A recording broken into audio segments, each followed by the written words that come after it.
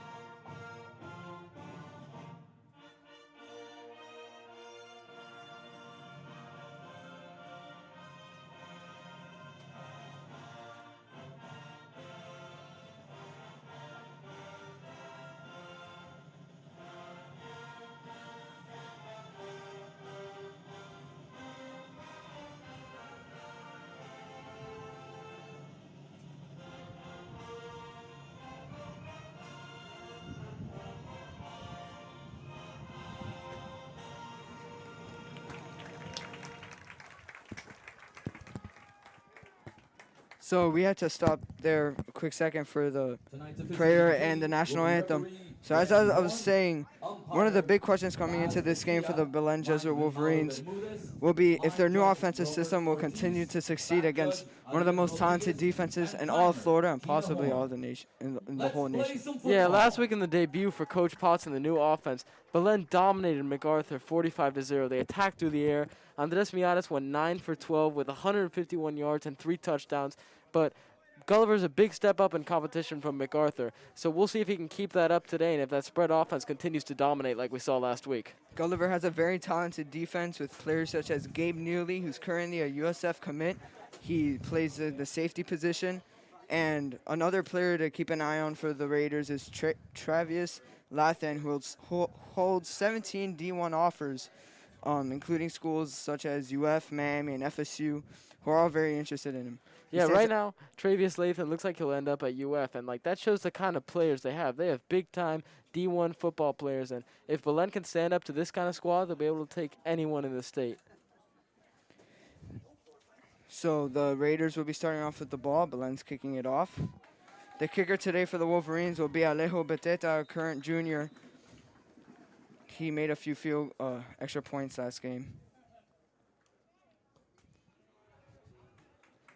A nice kick there inside the 10-yard line. Here's a return for Gulliver. And he is down at about the 35, at the 34-yard line. Yeah, special teams was a big factor for Belen last week. They consistently won on special teams against MacArthur. The MacArthur long snapper struggled. Big kick returns, good field position. That'll be key in this game, which I expect to be a really tight game with two really good schools facing off. Yeah, Belen's defense was phenomenal last week as they helped the offense succeed in giving them great field position. Yeah, Belen's defense still hasn't given up their first points of the season as they pitched a shutout against MacArthur. So really, really good start for them, especially the front seven, which was dominating all night. Yeah, they looked very impressive last week with great performances from players such as Luis Consuegra and others. So we're going to get a look here at Carson Haggard, a current 3-star. He's going to throw the ball downfield, and it's overthrown. incomplete. Good coverage there by number 8, senior Alex Ortiz, and there's a flag on the play in the Gulliver backfield. So we'll see if this will move the Raiders back.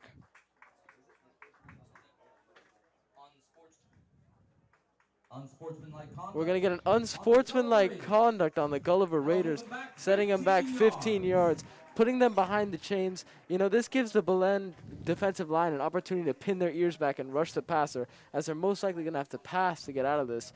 And we saw that Belen front four. We know that they can create a ton of pressure as they dominated the MacArthur line last week. And the Wolverines, one of their advantages against McCarthy last week was their discipline on the defensive side of the ball and offensive, and they really took advantage of the penalties that McCarthy had on themselves. That those kind of penalties that really affected them. Yeah, I don't think we saw one defensive penalty from Belen last week. So winning that battle again will be huge. And just not shooting themselves in the foot and let the other team continue to do it to themselves, just making it easier for Belen. So the Raiders in shotgun formation here. Carson Haggard has been getting some looks from colleges such as Southern Miss and William and Mary. Hands the ball off. He's continuing, still going. And he's pushed out and he's cuts in. And he is down inside the 40-yard line. That is running back Cedric Irvin, and he is a big-time player. Class of 2023 already offers from UF, Georgia, Oregon, Tennessee. You'll see him at a major D1 college in the future, and a guy that Belen's really going to have to keep in check if they want to win this game. Cedric Irvin is currently a top 100 player in the class of 2023. And as you said, he's been getting looks from national powerhouses, which is pretty impressive. His dad, Cedric Irvin Jr., was an NFL player himself, so there's definitely an NFL pedigree in this family. And with his kind of talent, I expect to see him in the NFL in 7 or 8 years. Yeah, the Raiders will be looking to use him a lot today, and that would be a big task for the Wolverines defense to handle him. That's the front four we saw from Belen last week. Look at that. Cedric Irvin takes the hand off a pitch, and that's going to be key is good tackling here. So that's sound fundamental tackling. Last week, Belen's running back, Hayden Puente, would not go down on first contact. And in order to stop those explosive runs from happening, we need to see some good Belen tackling. Yeah, Miami's Belen's front seven last week was fantastic. They had a lot of tackles for loss. You know, the linebacking core featuring Zach Costa, Jacob Lasso, and Jarvis Johnson were phenomenal. Looks like we have an injury on the field for Belen. Number 73, that is Ian Johnson, the junior offensive guard and defensive tackle. Once again, he's part of that Belen front seven that we saw play so well last week. Don't want to lose him here, so it's a great sign that he's walking off under his own power. And he has a lot of potential, and Belen's staff has praised him throughout the years of his high school career. Yeah, and that could be a really big loss for Belen. He's done a really good job developing into a high-caliber starting player. So we'll maintain his progress and see if he gets back in this game. Carson Haggard in the backfield with Cedric Irvin. Haggard drops back in the pocket, and he hits his receiver who picks up a first down deep into Belen territory. 11-yard line.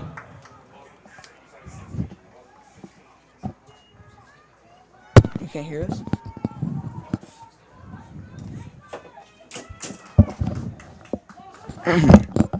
First down and 10 on the Belen 16-yard line. So a first down for the Gulliver Raiders.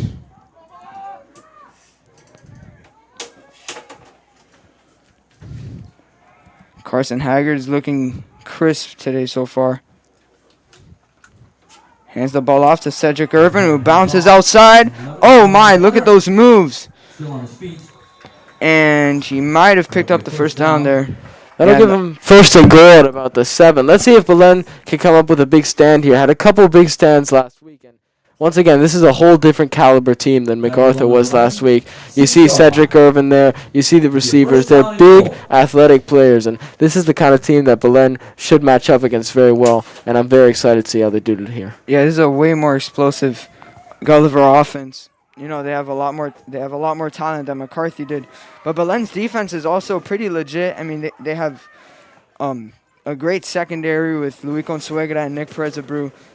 that'll be tough for Carson Haggard to be able to pass on. And Cedric Irvin is tackled for a huge loss of yards. Great defensive play by Belen Wolverine. That is a big, big tackle. Once again, just penetration straight from the inside. Overwhelmed that Gulliver offensive line. And that takes it from 1st and 7, 2nd and 12. I expect to see a great pass rush here, as they know that Gulliver's probably going to have to pass, especially the way that Belen has been stopping the run game recently. So let's see if we can get a sack here. Belen's defensive line last week did a really good job of just, giving that offensive line of McCarthy nightmares just all game long. Yeah, it seemed like they were in the backfield on every play, so to keep that up would be very, very important.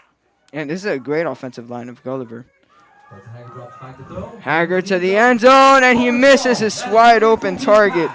That's A number missed opportunity for Gulliver. That's number 4, DeCarlo Donaldson, the tight end. 6'2", 200 pounds, big weapon for that Gulliver offense. Has offers from schools such as UM and FSU. So Carson Haggard really missed one there. But let's see, it's 3rd and 12 now. Belen was awesome in 3rd and long situations last week and just throughout the previous few years. And this would be a big, big stop to hold that Gulliver offense to a field goal. And those are mistakes that this Belen defense needs to take advantage of. Getting a huge 3rd down here is a big opportunity for their defense. Yeah, that was a big break for the secondary there, and the kind of thing you really have to capitalize on, as Gulliver's not going to make many mistakes like that throughout the game. Yeah. Carson Haggard in shotgun formation. Looking from the call for his coach. Haggard drops back. He's going to send this one. And it's incomplete. Great defense there by the Wolverines and fantastic coverage by the cornerback. Looks like they had a route concept there, and he saw an open receiver in the flat, but not only did he overthrow him, the corner came in and made a hard hit to take him out from under. Great stand for the Belen defense here. Shut down the run and the pass, and we'll see kicker Will Bettridge out to kick the field goal. Yeah, Will Bettridge has gotten a lot of praise from, some of the media experts, sports experts in South Florida, and we'll see if all that talk is true. Yeah, he has an offer from FIU. He's being looked at by schools such as South Carolina. Let's see if he makes this one here. And the kick is good. Oh, no good. Will Bettridge misses. Wow, a 29-yard field goal. I mean, you think a guy with D1 interest would have to nail kicks like that, but wow, I mean, look at that. Gulliver gets down to the 7-yard line. Looked like it was a great drive, but the Belen front 7 creates pressure. The secondary covers, and a missed kick. The Belen defense still hasn't given up their first points of the season. Yeah, his defense is looking very good so far. I mean, Gulliver had a nice little drive there, but Belen did a great job of just putting a lot of pressure on the offensive line and on Carson Haggard. The secondary of Belen, as I mentioned, is fantastic, and it's a really underrated opponent. Now we get starting quarterback Andres Miatis, who was an absolute beast last week. 9 for 12, 151 yards, and 3 touchdowns. I mean, as many touchdowns as incompletions. Let's see what he does against this big Gulliver defense. Yeah, very talented secondary for Gulliver. Players such as Gabe Neely back out there. Hayden Puente stuffed at the line of scrimmage. Yeah, that was big for Belen. Last week they got Hayden Puente going early. They were able to give it to him, force MacArthur to be concerned about the run, and burn him deep with the pass. Looks like there was some struggling blocking there, but hopefully the Belen run offense picks it up. Belen's offensive line had a drastic improvement last week, led by center Luke Scanziani, a current junior, as he was really impressive against McCarthy. Yeah, he was. So after 2 inside runs here, I'll expect Belen to throw. He looks like they're getting some more receivers on the field. Nice start for Hayden Puente. Nice run there. Got about 4 yards. Made a little shifty play in the backfield. So time to see how this spread offense and the passing is able to attack this Gulliver defense. A receiver to look out for on this play is Carlos Iglesias, who had 6 receptions for 81 yards last week. Miatis in shotgun formation, the freshman. Drops back. And it's incomplete. There might have been some miscommunication on that play. Yeah, it looked like he was looking for slot receiver Rami Lisama there. Maybe got run into on a slant by a Gulliver player. So that was a quick 3-and-out for the Belen offense. Something we definitely did not see a lot of last week. So this game will remain at 0-0. So now we get to see the punter Noah Zumpano, as he didn't really get many opportunities last week to punt because pretty much every drive Belen was able to score somehow. Yeah, it was a really good offensive showing, but this will be a good test for the special teams unit that really didn't get a lot of work last week. It's like some confusion on the Belen sideline. Subbing some players in.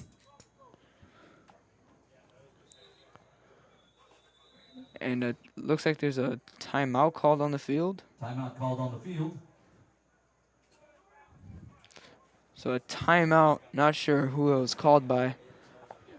I'd guess it was called by Belen. There looked like a lot of miscommunication with the substitutions there before the punt. I'm sure the coach can't be happy about that. Yeah, that's something that the coach can't let happen, and or the players really can't let that happen. You know, especially when in special teams, which is something where a mistake can really affect the outcome of the game. Yeah, special teams is something that can swing a game. Like right there, like losing a timeout that you can use late in the half, or like if they had like an illegal substitution that cost them 5 yards, that's 5 yards of field position, gives Gulliver's offense a head start, just makes it easier for them. And once again, this Belen team has always been so good at just not making mistakes. So as long as they keep that up this game, it'll really help them to their advantage. So again, Noah Zumbano Back to punt. punting the ball away for the Wolverines. Returner set up at his own 40-yard line. Picks it up. And a decent kick there. Nice kick, bounces over to And it goes into Gulliver territory field. at about the 44-yard line. Yeah, bad snap there. Good job by Subano to field it and get that punt off. Looks like it's about a 35-yard punt, which will set Gulliver up at the 44. So what did you think about the defense on that first drive for Belen? Well, they looked pretty sluggish at first. You know, Carson Haggard and Cedric Irvin had some really good plays there. You know, the receivers seemed to get it going for Gulliver. But then the defense was able to capitalize in the red zone, which is really impressive and very disciplined of them. Yeah, great red zone defense by Belen. I mean, it did look a little sluggish early, but some of the good signs were there. The defensive line was getting a lot of penetration, forced big-time player Cedric Irvin into a couple negative runs, got home on the quarterback, and the corners were in pretty tight coverage even when they did give up the catch. So, I mean, positive signs for this Belen defense on that first drive. And the secondary has some very underrated players such as Isaiah Fuller, Nicholas Mora, and Jansen Wallace, who actually had a pick six last week. Yeah, really impressive pick six. Jumped the route, was able to break a couple tackles to get to the end zone. I mean, especially from a freshman, you don't normally see that kind of thing. Yeah, and that's the thing. Belen has a lot of freshmen in their starting lineups on both sides of the ball. You know, you have Andres Millares starting at quarterback, which is really impressive, and he was fantastic last week. So it's not like these freshmen are really struggling. They looked very good. Yeah, we got freshmen on both sides, which not only is good for this team now that they're playing so well, imagine what they'll look like in 3 to 4 years as they continue to develop and for future seasons. Yeah, and that's something Coach Don Shaney is definitely looking forward to. So Carson Haggard and Gulliver is going to have another opportunity. Try to drive the ball on the Wolverines. Haggard is brought down! My goodness! This Wolverines front seven is deadly. That was number... 4 yards. What a great sack. Perfect, great penetration there. It looked like Haggard came from his blind side, never even saw it coming. I mean, if you're dominating an offensive line like Gulliver, this way this Belen front has, it'll give him a lot of problems all game. And really, right now, that forces 2nd and 14. It makes them have to do long breaking routes, verticals, and they don't have enough time to get those passes off the way this Belen front seven is getting in the backfield. Yeah, both the front seven and the secondary look very legit so far, especially against a very good offense. So let's see if they can keep that up. Yeah, D1 players all around, but this Belen defense looks great. Haggard drops back, he's going to feel pressure, and it is. Oh, it's caught. Looks like Cedric Irvin on the catch. There's a flag on the play, possibly a holding. There's a flag on the play. This More might pressure. be moving back for the Raiders. Looked like the freshman defensive end, Gavinch Marcelin, who had 11 tackles and 2.5 sacks last week. So once again, he creates havoc, gets into the backfield, forced Gulliver to get a holding, which that's their second penalty already for 25 yards, and sets up a long second down after Carson Haggard. On the Raiders, and that will be declined. Actually, Belen declines the penalty, so instead of taking the 2nd and 24, they take a 3rd and 9. That's a bold decision here. What do you think about that one? I mean, I agree with the decision. You know, they get that loss of down, which could be key. And Belen so far in third down has been really impressive so far this season. Yeah, don't want to give up a chunk play on second down and lose that advantage. So I think it's a smart move taking the third and about 9 here. And speaking of Gavin Marcelin, who you mentioned, who just had that sack, he's a freshman and has great size for a defensive end. You know, he's 6'2" at 210. Just for a freshman, that could be very scary for opponents. A freshman having that kind of build, he probably hasn't even finished growing yet. By the time he's a senior, it could be like 6'5", 240, and just an absolute terror for teams to block off the end. Yeah, he could stretch out and be a threat in Miami-Dade in the future. I mean, with his size and his speed, I expect him to be a building block of this Belen defense for a couple years, and he's shown it already in this game, taking on big Gulliver offensive linemen to get into the backfield multiple times. He could sprout into a D1 talent. Haggard is going to hit the little screen there. Cedric Irvin, look at that speed. And he picks up a huge first down, and that is just sort of a backstabber for Belen's defense, who looked very good on that drive. You know, Cedric Irvin is a very hard player to stop. Good decision also by Carson Haggard. That definitely did not look like it was his first option to pass to. Yeah, good blocking downfield by those big Gulliver receivers. Nothing much Belen could really do there, especially with a player of Cedric Irvin's caliber. But nice job to stop him before it got too bad. Nice big hit at the end of the play by the Belen defense. Yeah, and good job of not letting up a touchdown there. You know, you lose a lot of confidence on a play like that. Belen's defense looking to get another stop.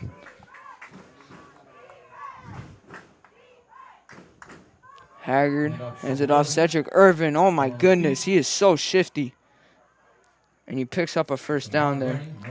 Yeah, it looks like Belen got some people in the backfield, had a couple chances to get to him, a couple missed arm tackles. And, I mean, Cedric Irvin's just going to be the guy. You're going to have to live with that sometimes. As long as you are able to overall just stop the flow of that Gulliver offense, keep him behind the chains, the Belen defense will have a lot of success here. Belen's front seven not looking fantastic on when it comes to playing defense on the ground today, but when it comes to the pass and putting pressure on Carson Haggard, they've been doing an exceptional job. I mean, they've had a couple good plays and a couple bad ones. I think it may be some early game rust in there, you know, with the layoff of a week. So we'll see how that develops as we continue to play this game. Haggard. Turns off to the side. And the first down for Gulliver. And they're just driving the ball down the throat of this Belen defense. Yeah, Belen had the opportunity to make a tackle there. Good blocking by the wide receivers on the outside. Set up a one-on-one situation, just not able to make the tackle. Gulliver has some really fast, big, physical players.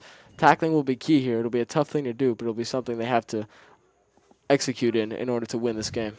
So inside the 10-yard line is Gulliver's offense.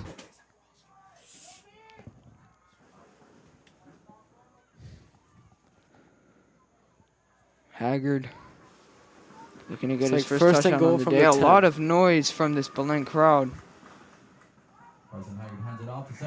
Cedric Irvin, and he's in. A touchdown for Gulliver with 3 minutes and 43 seconds left in the first quarter. Well, that's the first touchdown this Belen defense has given up all season. I mean, looked like a good run play, was able to hit the hole with good execution, great blocks by the offensive line. I mean, I'm curious to see what this will do for that Belen defense. You know, they didn't have to deal with this kind of situation last week where they gave up a touchdown or faced some adversity. So let's see how they come back from this on the next drive.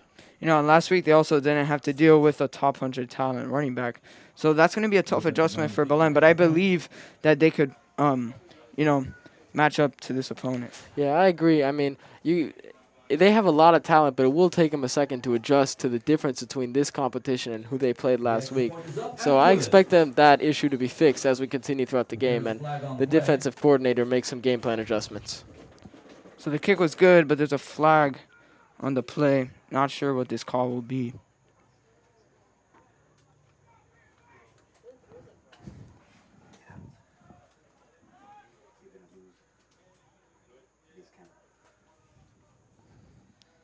Still waiting for the call here. Not really sure what it's going to be. See the field goal unit for the Raiders marching off the field.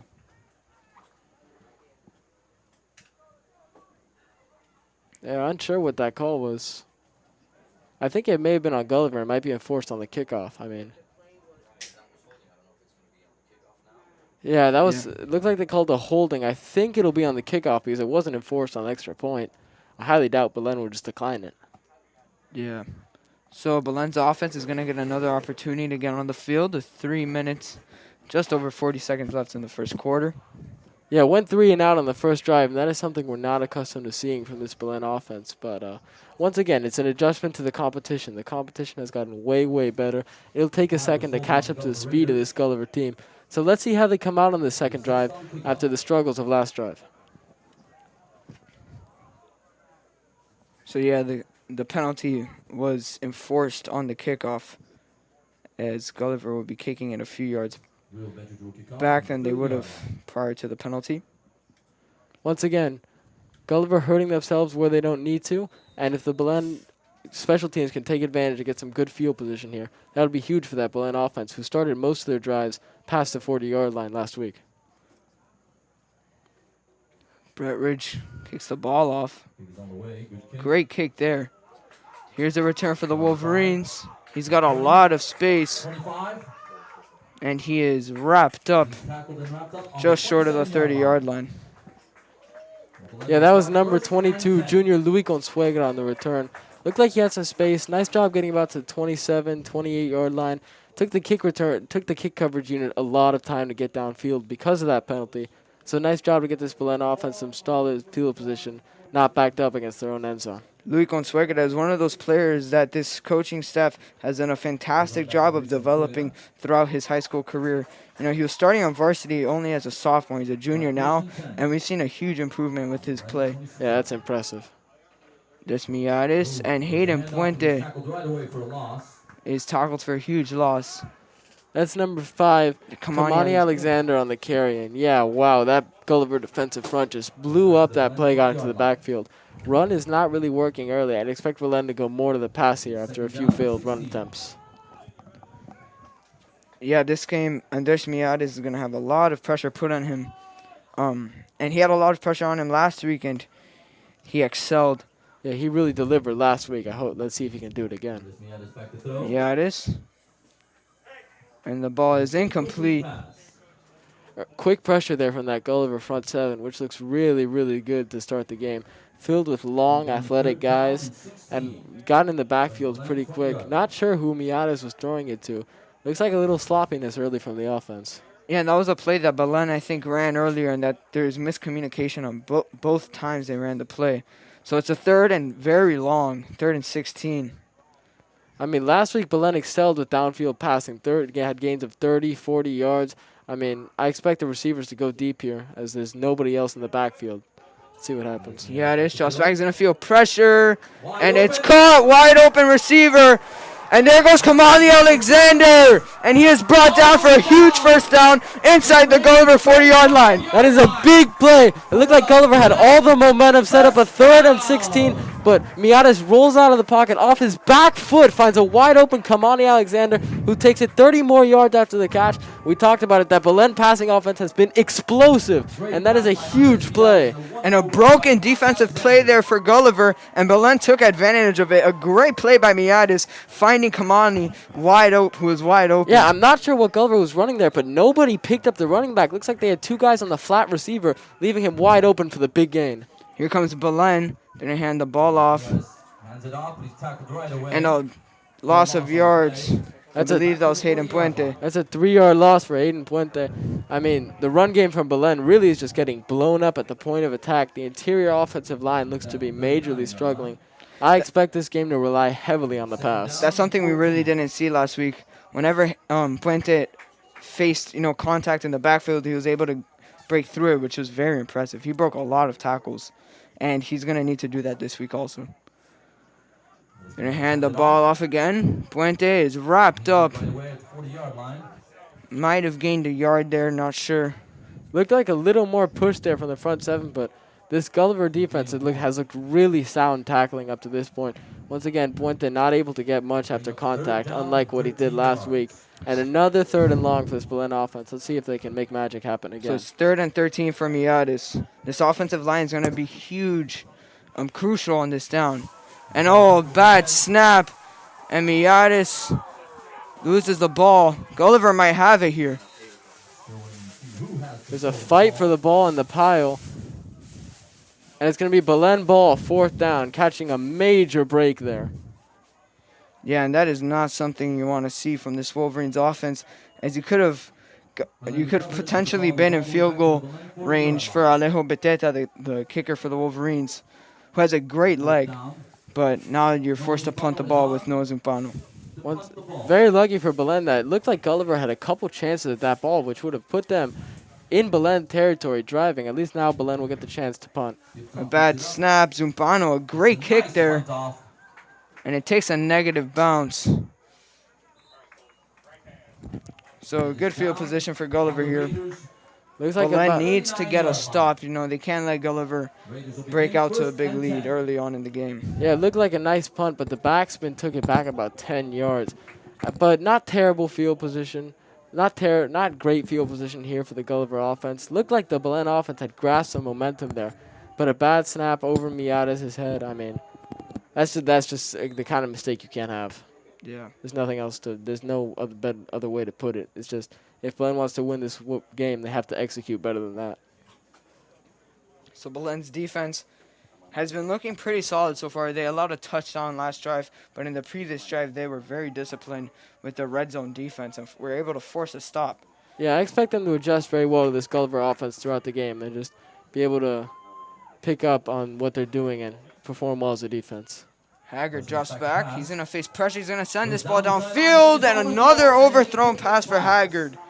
Belen's front 7 is putting a lot of pressure on him, and it really seems to be getting in his head as he has really struggled to complete a pass today. Yeah, it looked like all the Belen defenders just got pressure, a collapsing pocket, just put enough pressure on him where he was worried about it and missed a wide open receiver downfield. The second touchdown he's missed in this game, but once again, just that Belen defensive line continues to show out and force the quarterback into mistakes, even if the secondary makes a mistake of their own.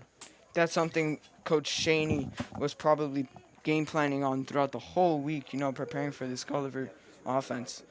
You know, putting pressure on Carson Haggard. And so far, they've done a great job of it. He's really struggled to have success in the air. Yeah, he looks good with a clean pocket, but with the pressure Belen's bringing, it's been a struggle. Cedric Irvin breaks through tackles, and he's stopped after about an 8-yard gain. Once again, that's just Cedric Irvin making plays. There's a reason he has offers from UGA, UF, Oregon. I mean, you don't see too many sophomores with those kind of offers. Just an option play right there. Defensive end have to take away Carson Haggard, giving Cedric Irvin some space, and he takes it to a 3rd and a short 1. This is a crucial play for this Belen defense. You know, and Belen's doing a good job of trying to make Gulliver sort of beat them on the ground because Belen's front 7 is great. So they could possibly make adjustments later into the game, you know, and be able to stop Irvin possibly.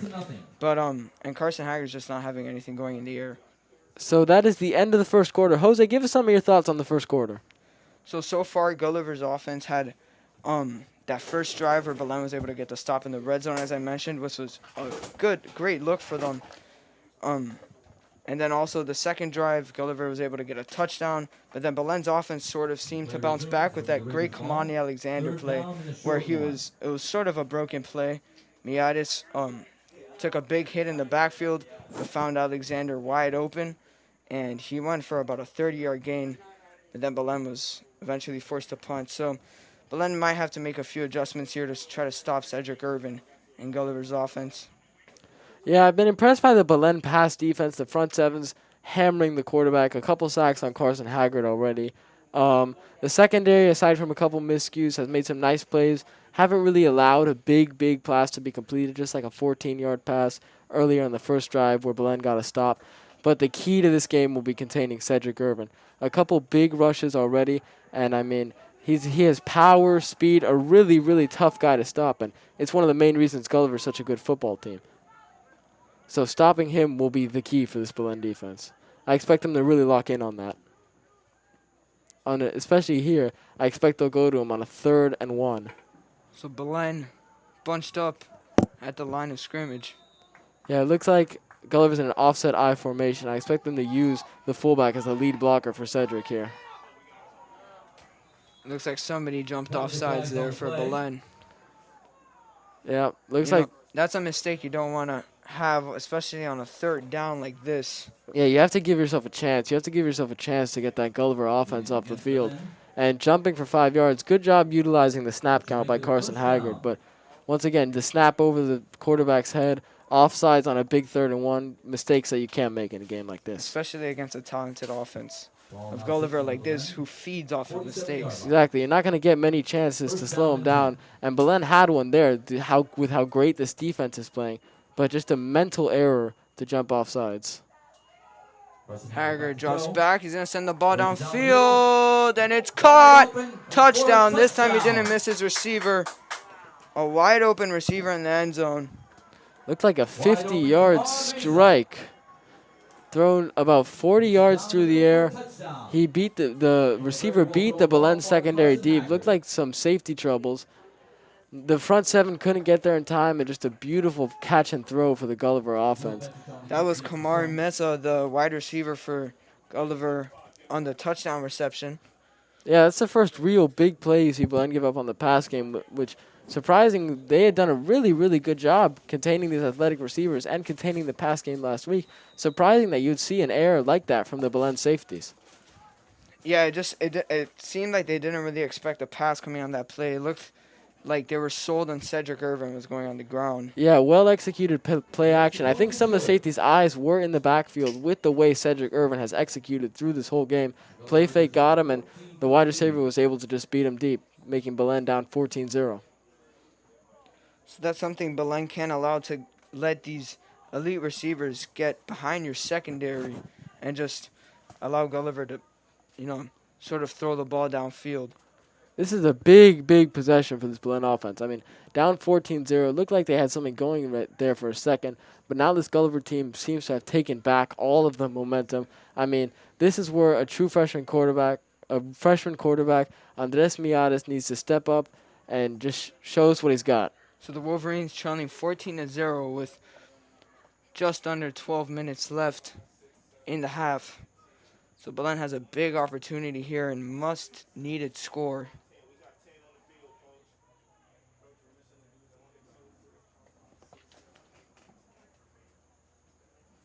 Looks like Gulliver might be short a player. Yeah, there comes the Gulliver player. They're short a player. Only a 10 on the field. Probably not the best move for the kickoff team. So Belen's defense needs a score here, trailing 14-0. Yeah, I mean, they've shown some success. I mean, Miatis had that great 37-yard completion to Kamani Alexander. So I'd like to see him attack this Gulliver team through the air, where it looks like Belen's offense has been the best this season. Nice kick there by Will Bredridge. It's going to be a touchback, so Belen going to get the ball at their 20-yard line. Looks like my main takeaway from that first 2 drives for this Belen offense was they really set themselves back with the run game. I mean, negative rushes put them in 3rd and long situations multiple times, and I think they may have to pass early, as backup quarterback Alberto Mendoza will come out to field the snaps. Let's see how he does here. Contrast from Miatis, accurate guy, righty instead of a lefty. Probably was a little bit less of an arm, but more touch. So let's see what he does here. Mendoza had a big touchdown pass last week to Nico Vieto, the sophomore receiver for the Wolverines. Yeah, it was a super well-executed play. It was a run-pass option, RPO. Mendoza faked the handoff, read the linebacker, and was able to fit in a perfect post to Vieto, who made an amazing play to take it 45 yards to the house. Yeah, Mendoza went 5 for 9 last week with 75 total yards. So that just shows that this QB room for the Wolverines is very deep. They could just fall back on one of the quarterbacks if needed.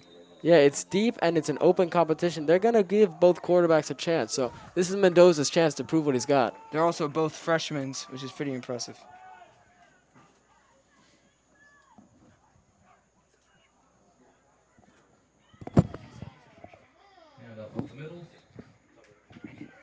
Another handoff up the middle to Hayden Puente, who picks up. Once again, we're seeing first down inside runs from Belen that just don't pick up much.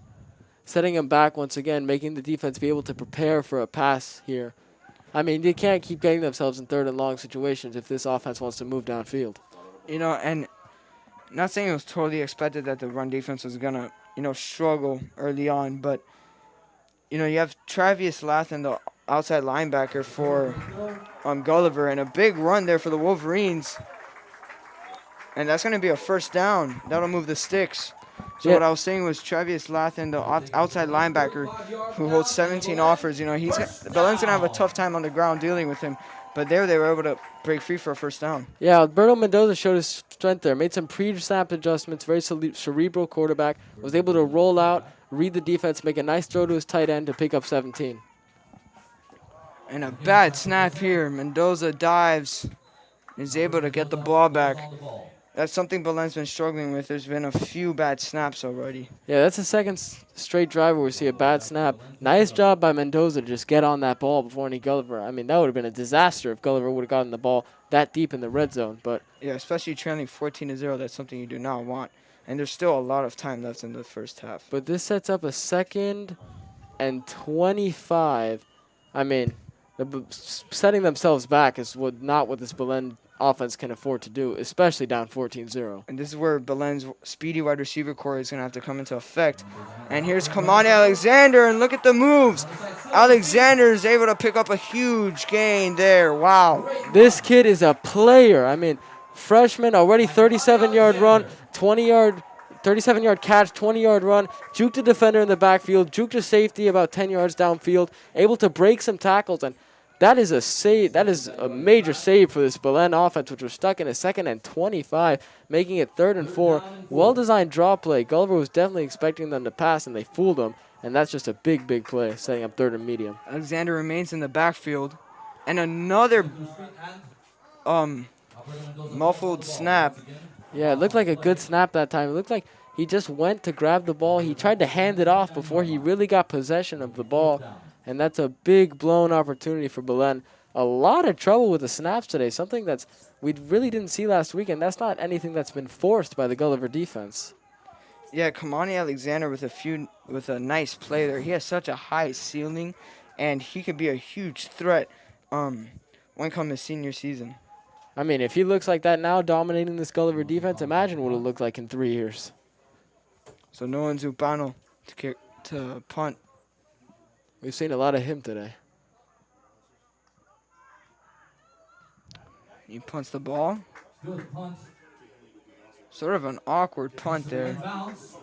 Oh, and heck of a roll there for Belen. Really smart play by Zumbano there. He saw that there was no one rushing, so he waited and waited and waited to punt, allowing that punt coverage team to get downfield. The returner had no chance to field it, and it was able to roll all the way to the 35-yard line.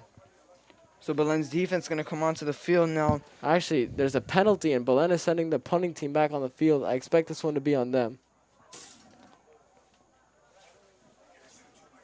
So sort of an awkward situation there on the punt that we noticed. Looks like something went wrong there. So it's a re-kick for Belen. Yeah, it was a nice kick there from Zumbano. But due to a penalty, they're going to have to re-kick. That's unfortunate. Another big error for this Belen team. That's something we really didn't see last week from Belen. You know, all these penalties that they're doing right now, we're not really used to seeing. Ball start on Belen, 5-yard penalty. So Belen backed up 5 yards. It's going to be a false start on Belen there. We're going to see Zumbano again. His 3rd punt of the evening.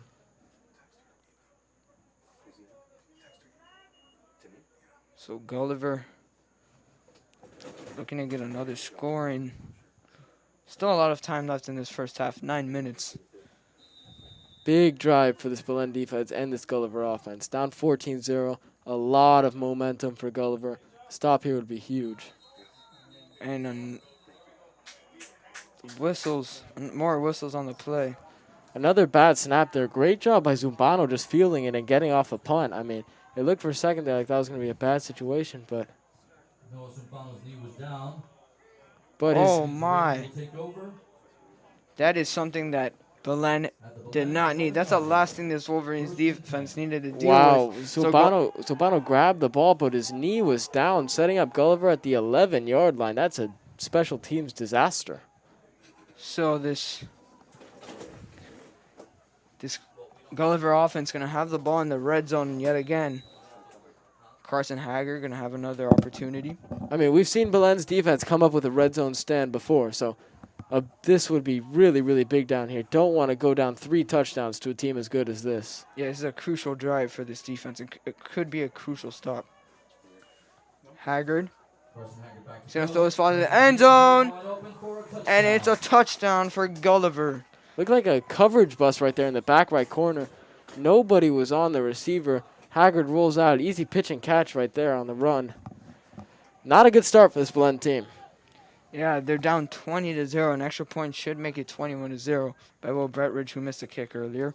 So Carson Haggard starting to get it rolling in the air. It's something Belen did not want at all. Yeah, that's his second touchdown. I mean, he's in his last 2 attempts, he's thrown 2 touchdowns, 11 and 45 yards.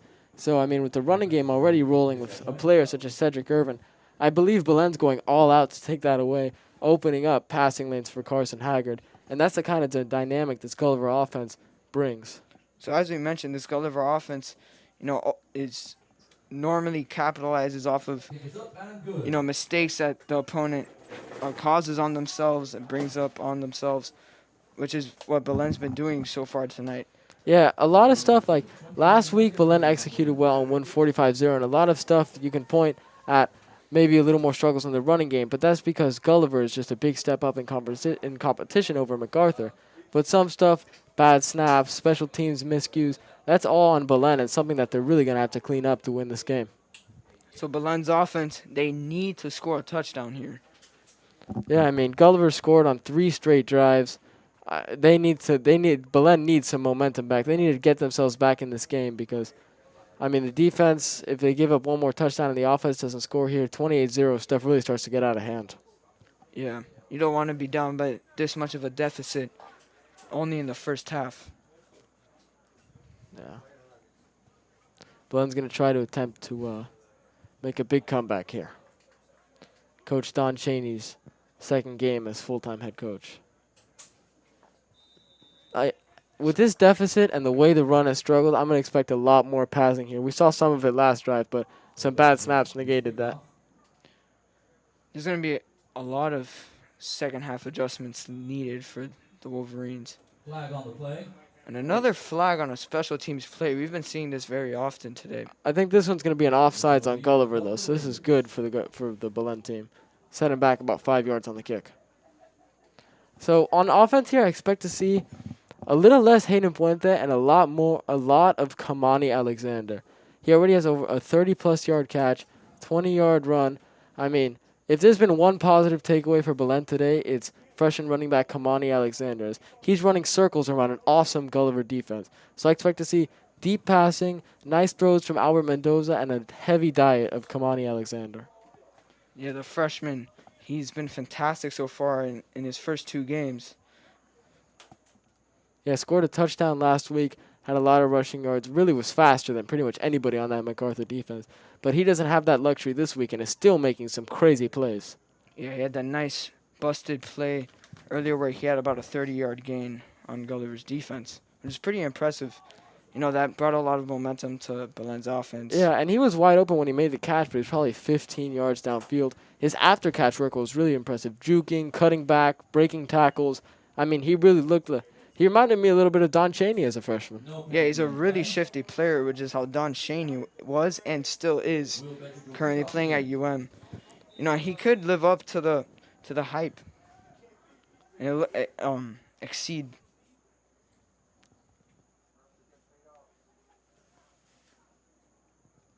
The penalty was called back, and Gulliver will kick from the normal spot.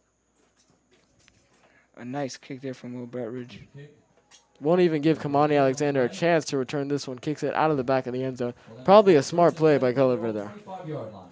So let's see if Belen decides to go with Andres Miares or Alberto Mendoza on this drive. We saw Mendoza on the previous drive, and then prior to that drive, we saw Miares come out a few times. They're going to give Mendoza another shot. Looked like he had the offense moving pretty well, but a couple of bad snaps sent him back. That's going to be key here. How is the center going to perform here in terms of getting the ball in Mendoza's hands? Mendoza in shotgun formation. We've seen a lot more passing from Belen this year. Motion in the backfield. Looks like we're going to get a false start on Belen here. And a lot of penalties have been called on this Belen offense and the special teams. It's something Belen does not want, and they need to change that in the second half. Looks like some confusion on the offensive front. A couple guys weren't even ready. Were still standing up, not in stances when they snapped it. And that'll probably be a false start. Once again, just pushing this Belen offense back. And these are the kind of simple things you need to clean up, especially when you're down 21-0, just mistakes you can't afford. Actually, once again, they overturned the penalty, picked up the flag. So a lot of sloppiness so far in this game from both teams. And the officials. Back-to-back penalties picked up. Kamani Alexander in the backfield. And he's going to get the ball. Picks up a decent amount of yards there. Alexander having a very successful game on the ground so far today. He's just an exciting player to watch. I mean, the speed, the cutbacks, the agility. He looks like a great running back who just has the ability to make plays, hit holes, super shifty guy. He's going to be a lot of fun to watch for Belen the next few years. They're going to give it to him again, and this time he is wrapped up in the backfield. Yeah, there was nothing he could do there. 3 Gulliver guys immediately converged on him. He can only make so much happen out of nothing, and just that's going to look like about a 2-yard loss, setting up a big 3rd and 4 here. 3rd and about 6 here. So another 3rd down for Belen, which they need to convert. They've struggled converting on 3rd downs today. Yeah, they converted 1 3rd down, that big pass to Kamari, and that's the only 1st down they've gotten this entire game. So 3rd and 6. It's like some more confusion up front for Belen. Yeah, there's been a lot of miscommunication on this offense so far. Mendoza. He's going to feel pressure, and he's able to get the ball away, but it's incomplete. And there's a flag. This could be a pass interference. Yeah, it looks like he interfered with the tight end, number 88. Gabriel Valladares, who had a reception last game for 15 yards, and on that reception, he had a nasty stiff arm, which is really impressive. He has great frame also. He's 6'3" and 220 pounds as a junior. You know, he looks like he could be trouble for. Yeah, and he has defenses. another 10-yard catch today, but right there, it looked like he was almost tackled by a Gulliver defender, causing the flag. Mendoza was looking for number 13 past the 1st down marker, so not even a necessary play by the Gulliver defender, but it'll give Belen a huge 1st down.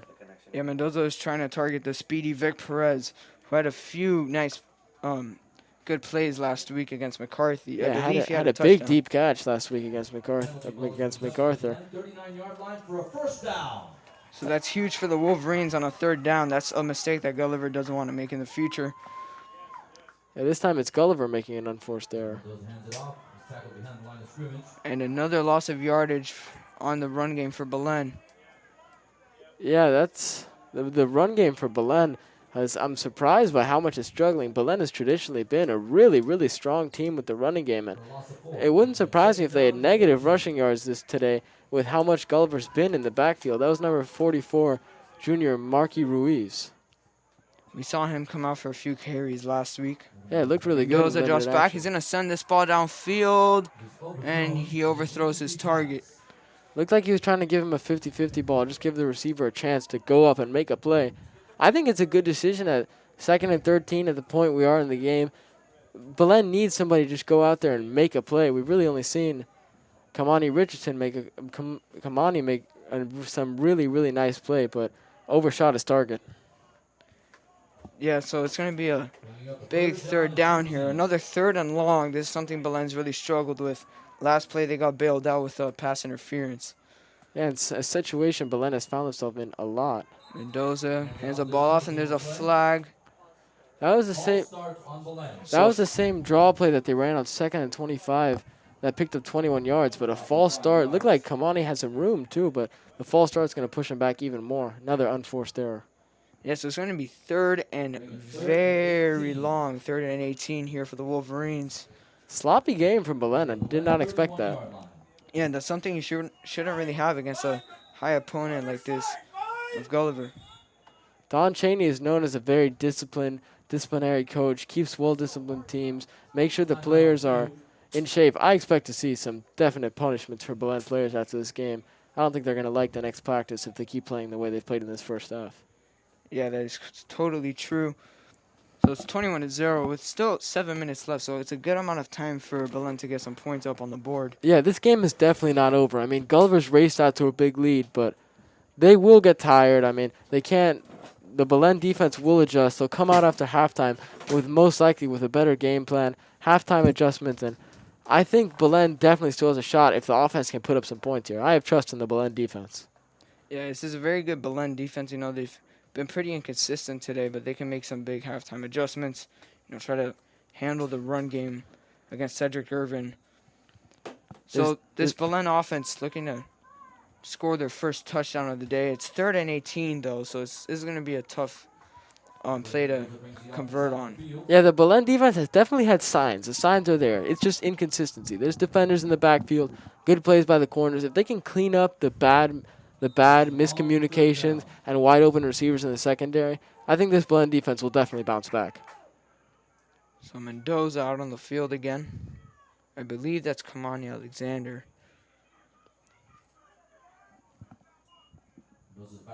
Mendoza is going to send this ball downfield. And it is incomplete. Great coverage there by Gulliver. Yeah, 50-50 ball right there to Carlos Iglesias on the outside.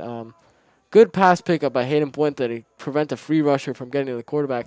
Looked like Carlos Iglesias may have had a step there, but awesome recovery by the Gulliver defender.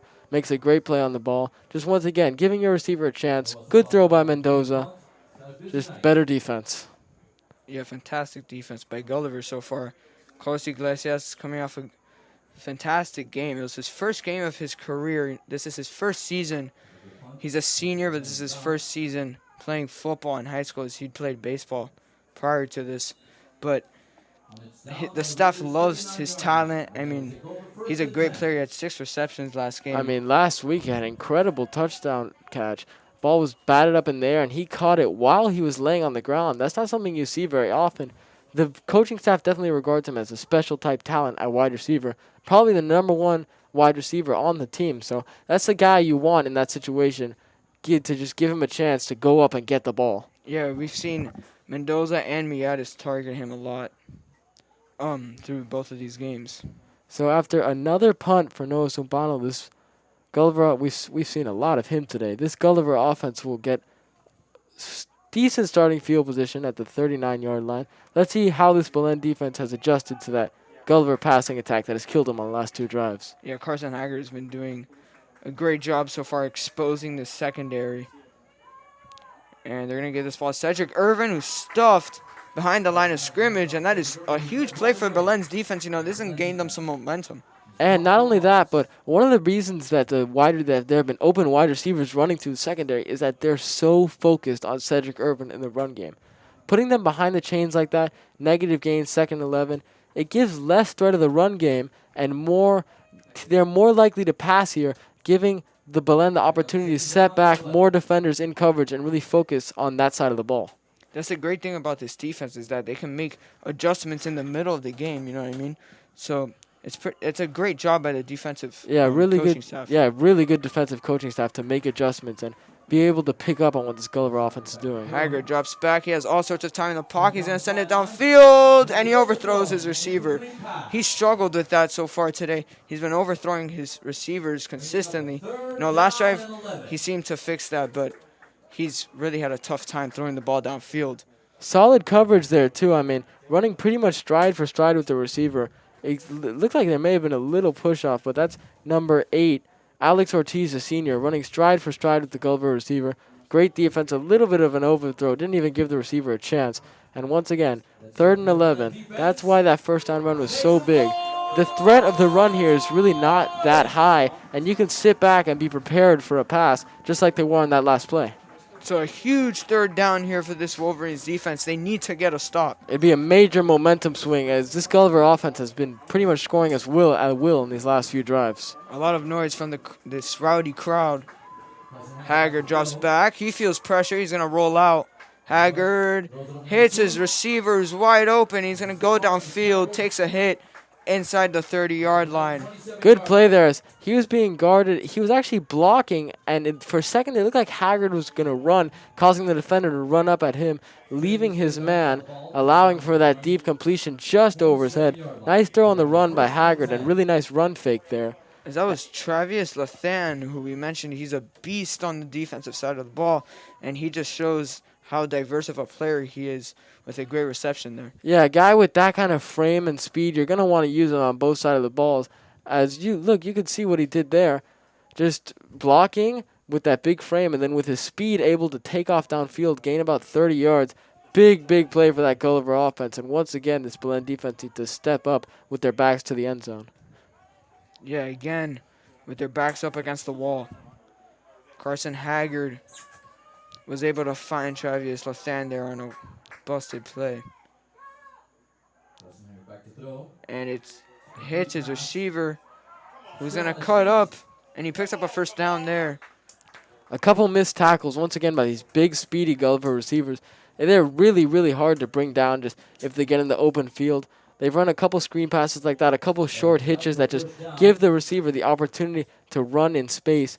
13 yards, sets up another first down. This Belen defense is definitely struggling a little bit. And that was Kamar Meza who was able to pick up the first down for Gulliver, who had a huge touchdown reception earlier. Yeah, we've seen him open a couple times deep in this Belen secondary. Really, really good playmaker they have there. So here's Gulliver. A lot of noise First coming down. from this Belen crowd. Gulliver with the first down. Give the ball out to Cedric Irvin. And he's going to go to the outside, and he is taken down. Nice tackle there by Belen. Yeah, looked like a one-on-one play on the outside. You won't see many guys tackle Cedric Irvin in a one-on-one situation. Senior Alex Ortiz has dedicated a lot of time to this program and just steps up and makes a gutsy, really, really good tackle that I believe saved a touchdown. Yeah, Alex Ortiz has been a fantastic defensive back for Belen, as you see him able to wrap up a future D1 running back. So that's pretty impressive. Future possible NFL running back. One-on-one, open field, big-time tackle to ensure that Cedric does not get into the end zone. Only a 2-yard gain there. That's a big, big play. So Belen, so far throughout this drive, has handled the run. It's just the pass that they've been struggling with. Yeah, it's just that one big path to Lathan, who just was able to make a nice play, originally blocking, and just beat the whole defense downfield. Looks like the play clock was about to run out there for Gulliver, and they call timeout. So it's 21-0 with 3 minutes left in the second quarter. What do you think of this Belen performance so far, offense and defense? Offensively, they struggled, and they obviously need to make adjustments on both sides of the ball. But defensively, it looks like they've made good adjustments so far with Cedric Irvin on this drive so far, so they need to keep that up.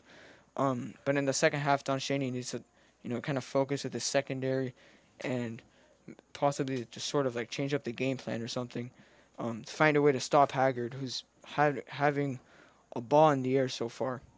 Yeah, and what's really stood out to me so far is just unforced errors by Belen. False start, bad snap. I mean, there's the 2 snaps over the quarterback's head in big positions. There was the bad snap on the punt that forced Noah Zumbano to catch it with his knee down, setting Gulliver up at the 11-yard line, pretty much giving him a free touchdown. I mean, down 21-0, those are just things Belen cannot do anymore. Haggard in shotgun formation. Cedric Irvin cuts up, and look at that speed. He's taken down just short of the end zone. I believe that was Louis Consuegra on the tackle there. Another really good defensive play. The standout offensive play.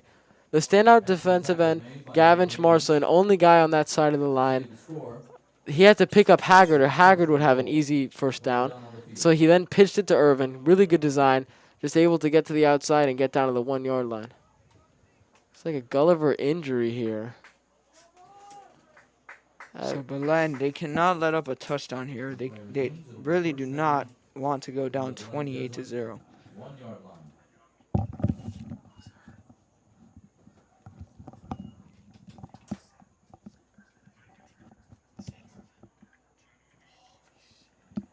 And it looks like Cedric Irvin might be the player down there.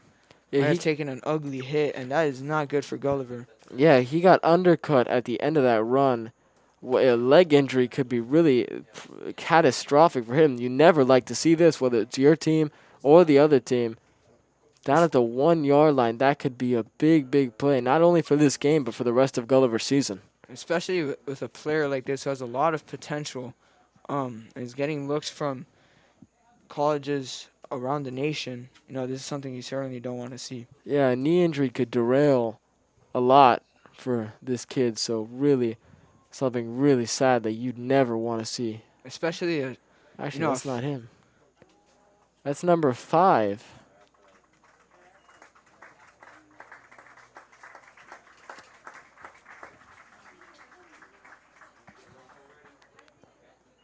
Well, it is not Cedric Irvin, which, well, good for, I mean, that's a good thing, but it's also a bad thing because you don't want to see anybody else get hurt. You don't want to see anybody get hurt on that Gulliver team, whether you're with them or against them. Looks like it's one of their big wide receivers, and that's really unfortunate.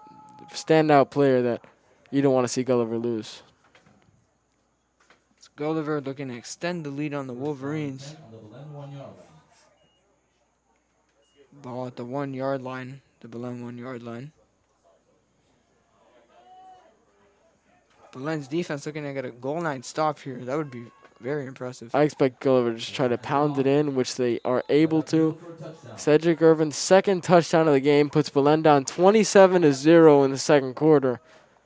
Not a good outing for this Belen team so far. Yeah, Cedric Irvin has been saucing so far today.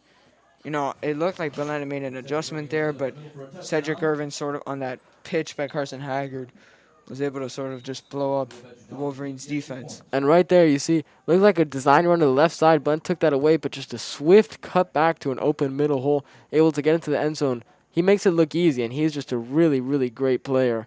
There's a reason he has offers from so many D1 colleges, and it's someone that's going to be tough for Belen to contain.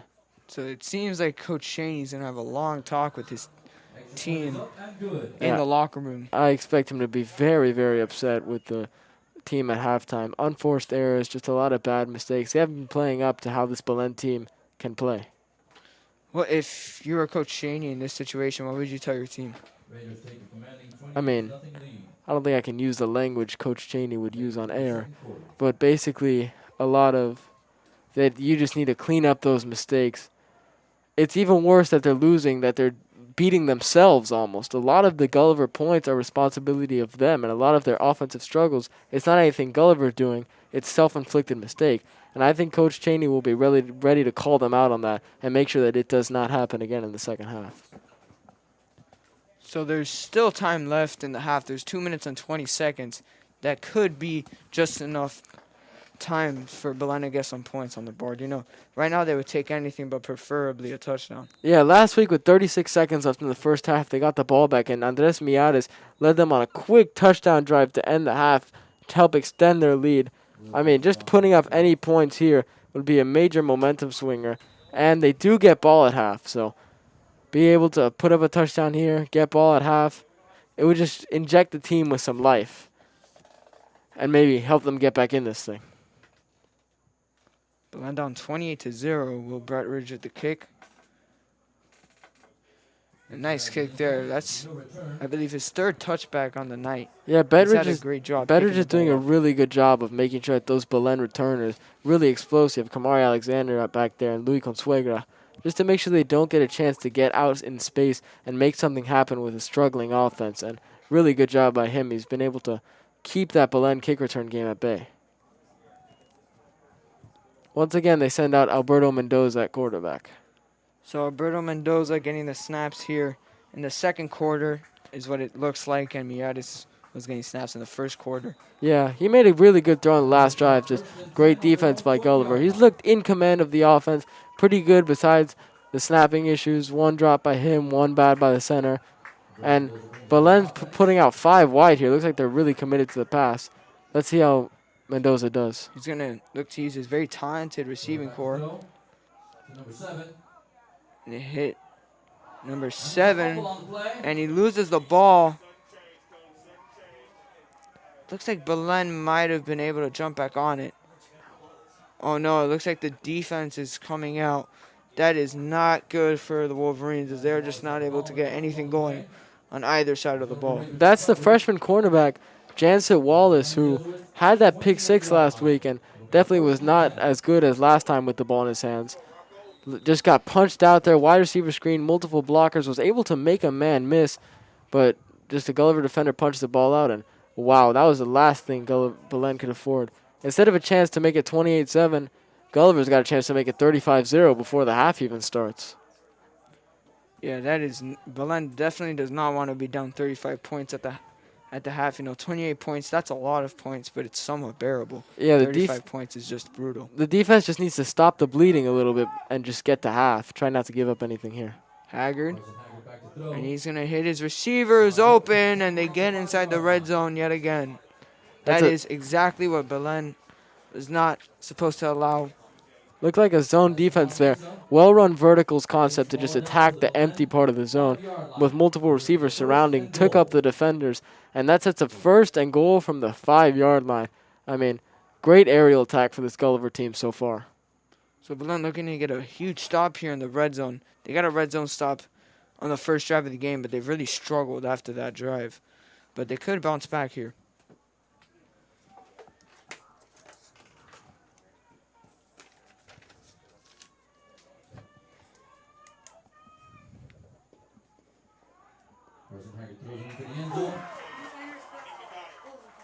And the ball could have possibly been intercepted there. And it's incomplete. It's ruled incomplete. There's a lot going on there. Possible interception, possible touchdown. Looked like it was almost caught by the Gulliver defender. But just not enough. Just great job by the Belen defense to force an incompletion. They're trying to stop the bleeding, and a couple incompletions will do that. You'd rather a field goal here than a touchdown. So the defense looking to get a huge stop here in the red zone. Looks like they're subbing Cedric Irvin out of the game. Or a timeout. Yeah, timeout. If I were Gulliver here, I'd, try to go with the air. Use Carson Haggard. Utilize your receiving core. It's very talented. Yeah, really very talented receiving core. But Cedric Irvin is also very talented. I mean, they could probably go with either one here. Just it's up to the Belen defense to take away those options and make sure they don't go into half down 35-0. Just got to do what they did on that last play a couple more times. So coming out of the timeout, Belen's defense needs to get a stop here. You can't go down 35-0. No, you cannot. I mean, you just got to get that. You got to give the offense a chance to operate. I mean, I think being down 28-0 will force them to go to the deep pass more, which may actually do some good for the offense. So let's see if Belen can just keep this reasonable. Yeah, 28 points, we've seen teams come back from such deficits. We saw the Patriots come back against the Falcons in the Super Bowl. Not saying either of these teams are comparable to them, but could see some sort of comeback in the second half. Yeah. I mean, really, the closer you keep it, the better those odds are. And it seems obvious, but it's something that's really important to this game. You just can't give up too much here and just keep it manageable. Keep your team in this game and give them a chance. Haggard rolls on. He feels pressure, and a missed tackle. Haggard finds somebody in the end zone. Haggard able to get away from the sack. Looked like multiple Belen players on him, but get out, fake the run, drop defenders, and throw it. But a flag on the play. Looks like from the Gulliver reactions, it's going to be a hold on Gulliver here, setting him back 10 yards. Yeah, and that's huge for Belen. The defense needs to take advantage of that. Getting a touchdown called back, that could be a momentum swing. Oh, major momentum swing, I mean. Wow, it looks like it's going to push them back to the 23-yard line. Wow, it pushed them back a lot more than I expected. I think it may have been a block in the back or like a chop block where it was a spot foul, pushing him all the way back. Yeah, 15-yard penalty, pushing him all the way back to the 23-yard line. I mean, this is the range where a field goal becomes difficult, so that's a huge penalty for this Gulliver team. So Carson Haggard going to have a lot of pressure on him on this play. Yeah, I mean. Going to look to possibly send a shot to the end zone. You have this big lead. Why not? Yeah, but you can't send a shot to the end zone if the defense gets to you first, and I think we're going to see some Belen pressure here. Yeah, his front seven pretty good. They've been doing pretty good putting pressure on Haggard. Carson Haggard back to throw. They're going to do this same thing, but he finds somebody. Oh, and he overthrew him. It looked like he had him wide open. He just beat the corner. Well-run route. Good release off the line of scrimmage. Some Belen pressure was getting there. Just overthrown. Almost an amazing one-handed catch by the receiver. Sets up 3rd and about 23 here. I mean, this is a stop Belen really needs here. Yeah. So Belen, they're going to get a stop, keep Gulliver from scoring over 30 points in the first half. This is something we really didn't expect coming into this game. Belen has a very disciplined defense. Very talented also. It just seems like they're kind of rusty. This is a very talented Gulliver team. It's a huge gap in talent from Gulliver to Archbishop McCarthy. It seems like they're really... Another penalty on Gulliver. Another 15-yard penalty. It is 3rd and goal from the 38-yard line. That is something you rarely see. This is not very common. I mean, they may have to punt on 4th and goal. This is a really, really long 3rd down. And they might eventually bring out, their talented kicker, Will Bretridge. I expect them to take a shot to the end zone here. I really expect Belen to blitz because it's going to take a lot of time for the receiver to get 38 yards downfield before Belen gets a sack. Cedric Irvin. Oh, he takes a big hit. And Belen is able to get a stop, but there's another flag. This game has been very sloppy from both teams. I think this is going to be another holding on Gulliver, which, I don't. If you're Belen, do you think you accept it and push him out of field goal range, or do you just take the 4th down?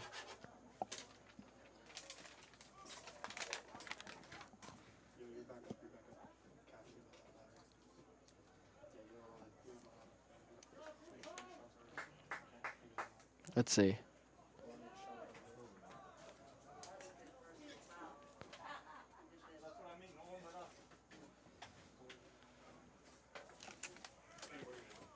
See what the call is here. A lot of confusion on the field the past few plays. Oh my. And they're going to move the ball back again. I'm Gulliver. not really sure what is going on. Take them back to their side of the field. Wow. All the way to the Raiders' 48-yard line. It is 2nd and goal from their own 48-yard line. This is not common at all. And Belen's going to call a timeout here. This is basically 2nd and 52. I mean, penalty after penalty after penalty for Gulliver, something you rarely see.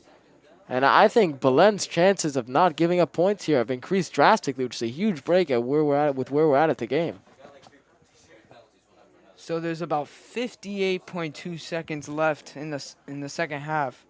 A lot of confusion on the field, especially from the Gulliver offense. There's been like 4 penalties called, and each of them have moved back their offense about 15 yards. I mean, right now, if you're Belen, you cannot give up a touchdown here. You need to, once again, you need to keep it reasonable. 28 points is doable, but the more they score, the more this game gets out of hand. And 2nd and goal from the 52, from their own 48-yard line, that's 52 yards. They cannot give this up. Yeah, they certainly can't. Belen's defense, they need to capitalize off of all these mistakes, all these penalties. I don't think I've ever seen anybody be end goal from their own territory. Haggard drops back. He's going to send it. And another overthrown pass by Carson Haggard. Looked like a wheel concept out of the backfield there by Cedric Irvin. Really good coverage by the linebacker. Slight overthrow by Carson Haggard. So really didn't even give Cedric Irvin a chance. Both great game from both of those so far, even with Carson Haggard having some overthrows.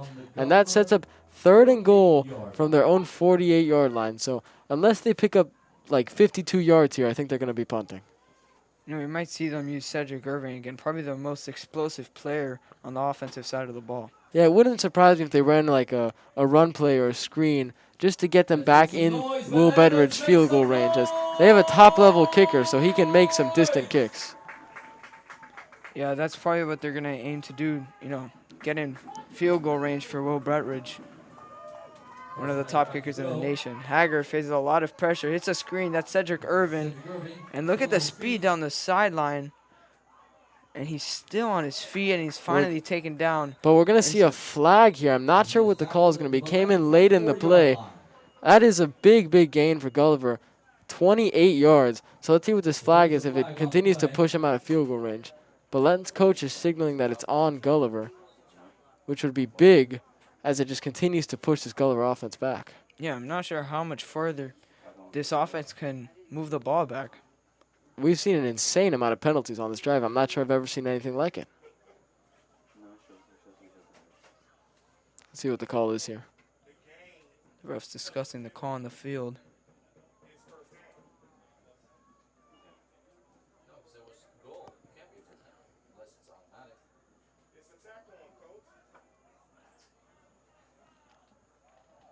Not sure what is happening. As the defense is moving further back than what it seemed like Cedric Irvin. Yeah, and the went ball's down. being spotted at the 11-yard line. So this call is probably going against the Wolverines. Flag is a chop block on Belen. Oh yeah, it's a chop block call on the Wolverines. I'm very confused about how they call a chop block on defense, as you can't block on defense. Blocking is an offensive thing. These refs have had a lot of confusion throughout the whole game, you know. Yeah, they've picked up a lot of calls, and they might do that again. There's been some mix-up on penalties. You don't block on defense. I don't know how you could get a chop block.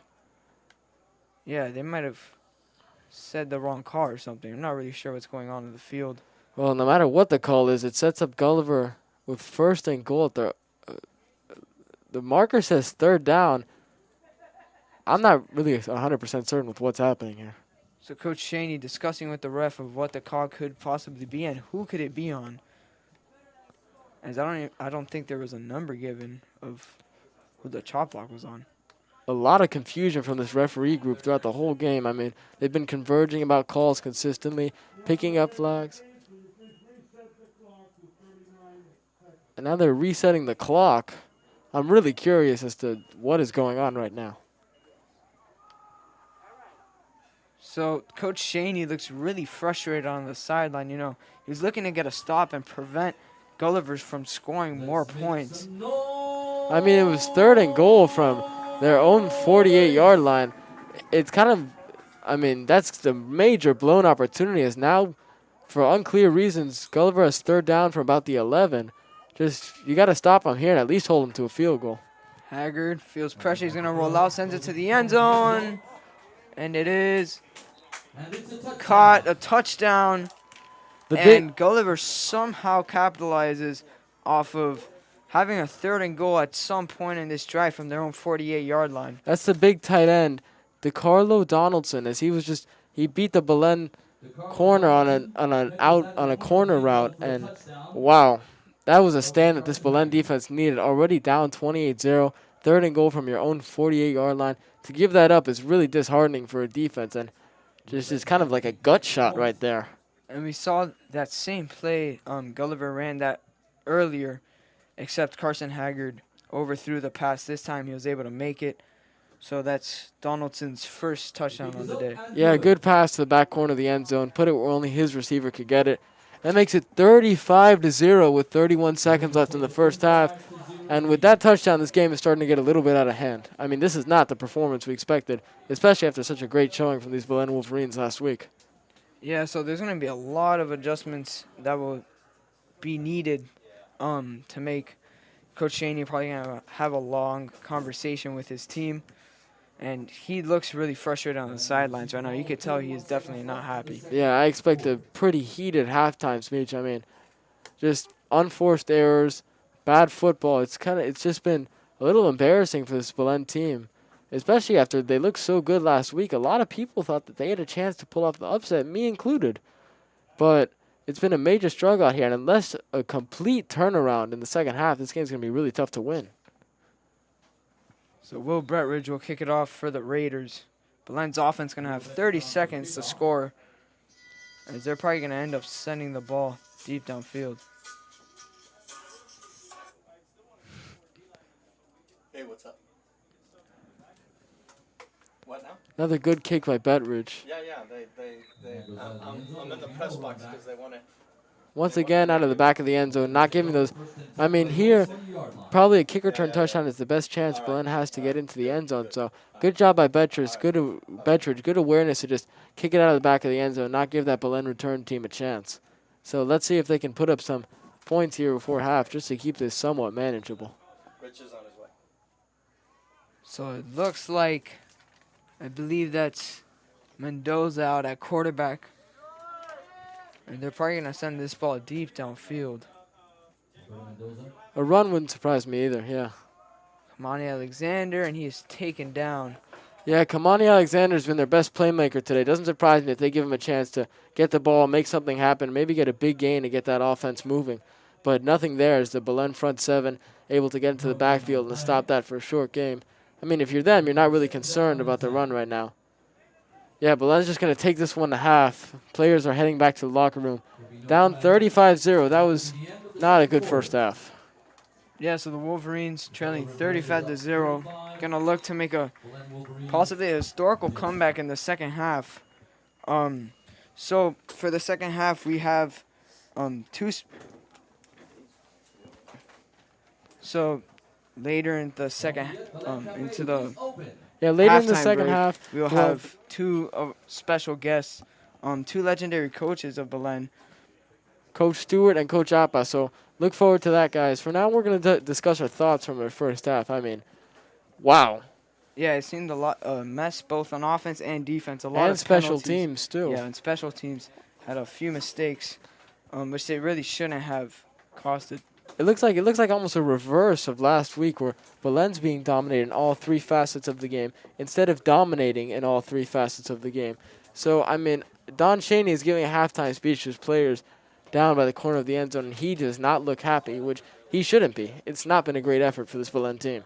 Yeah, he was extremely emotional on the sidelines, and he was definitely not happy. A completely different emotion from compared to last week. You know, he was probably pretty happy with his team's performance against McCarthy. You know, they were thriving on both sides of the ball. Last week, his first game at coach, it probably couldn't have gone any better, but today, things couldn't have gone much worse. So we saw the Wolverines' offense. You know, they got a little something going on the ground with Kamani Alexander, and he's showed his why he's such a great player and why this coaching staff trusts him so much. Yeah, that's been one of the lone bright spots for Belen. Kamani Alexander's looked really, really good, showing off agility, explosiveness, speed, ability to break tackles, and his hands. Made a nice catch on that 3rd and 17 from Miatis, but besides that, it's really been a struggle for the Belen offense. Yeah, you know, these penalties have really cost them and prevented them from advancing the ball on this Raiders defense. Yeah, and the bad snaps over the quarterback's head put them behind in the chains. And really, if it's 2nd and 25 or 3rd and 19 due to bad snaps, you're not giving Kamani Alexander a chance to get the ball and do his thing, because those are not situations that you really run the ball in. Something that some changes that we should see in the second half could possibly be giving Hayden Puente the ball more often. He struggled early on and wasn't able to break through those tackles as he was last week. So we could see him a little change there in their offense. And we've seen both quarterbacks play. We saw Miatis in the first quarter. He was able to get, it seemed like, one successful pass. And Mendoza struggled a little in the second. Yeah, Hayden Puente looked like he doesn't have the same breakaway speed as Kamani Alexander, but has a great ability to run through the tackles and break those tackles. But I expect to see a lot of the pass offense in the second half. Down 35-0, you're going to look for some chunk plays like they got last week. Throw the ball downfield and see what happens.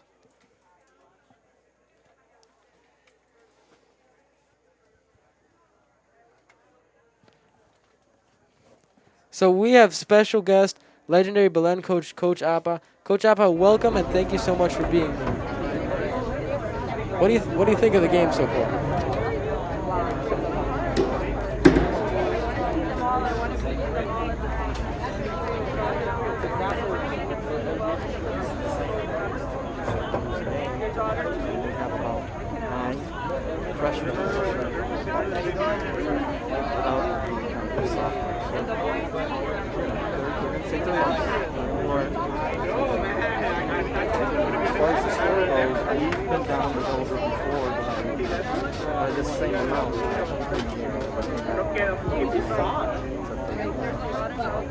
There's always hope. You got to play one play at a time and see what happens.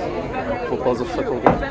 Yeah, both the quarterbacks are freshmen, so this is a good learning opportunity. They take their lumps and they come back and they learn from it. Correct. And it'll continue to progress. We'll see it in the second half. We'll see it more throughout the rest of their careers. And it's a good opportunity to see how they respond to adversity. Correct. Every game they play, they're going to get better, and that'll just mean that the team gets better. You know, it's been a crazy year with the COVID, the amount of time that they've had to practice and get ready. So, you know, experience right now is not in their favor, but with each game that they play, they get better and better. So, you know, I think they're up for a great, you know, season.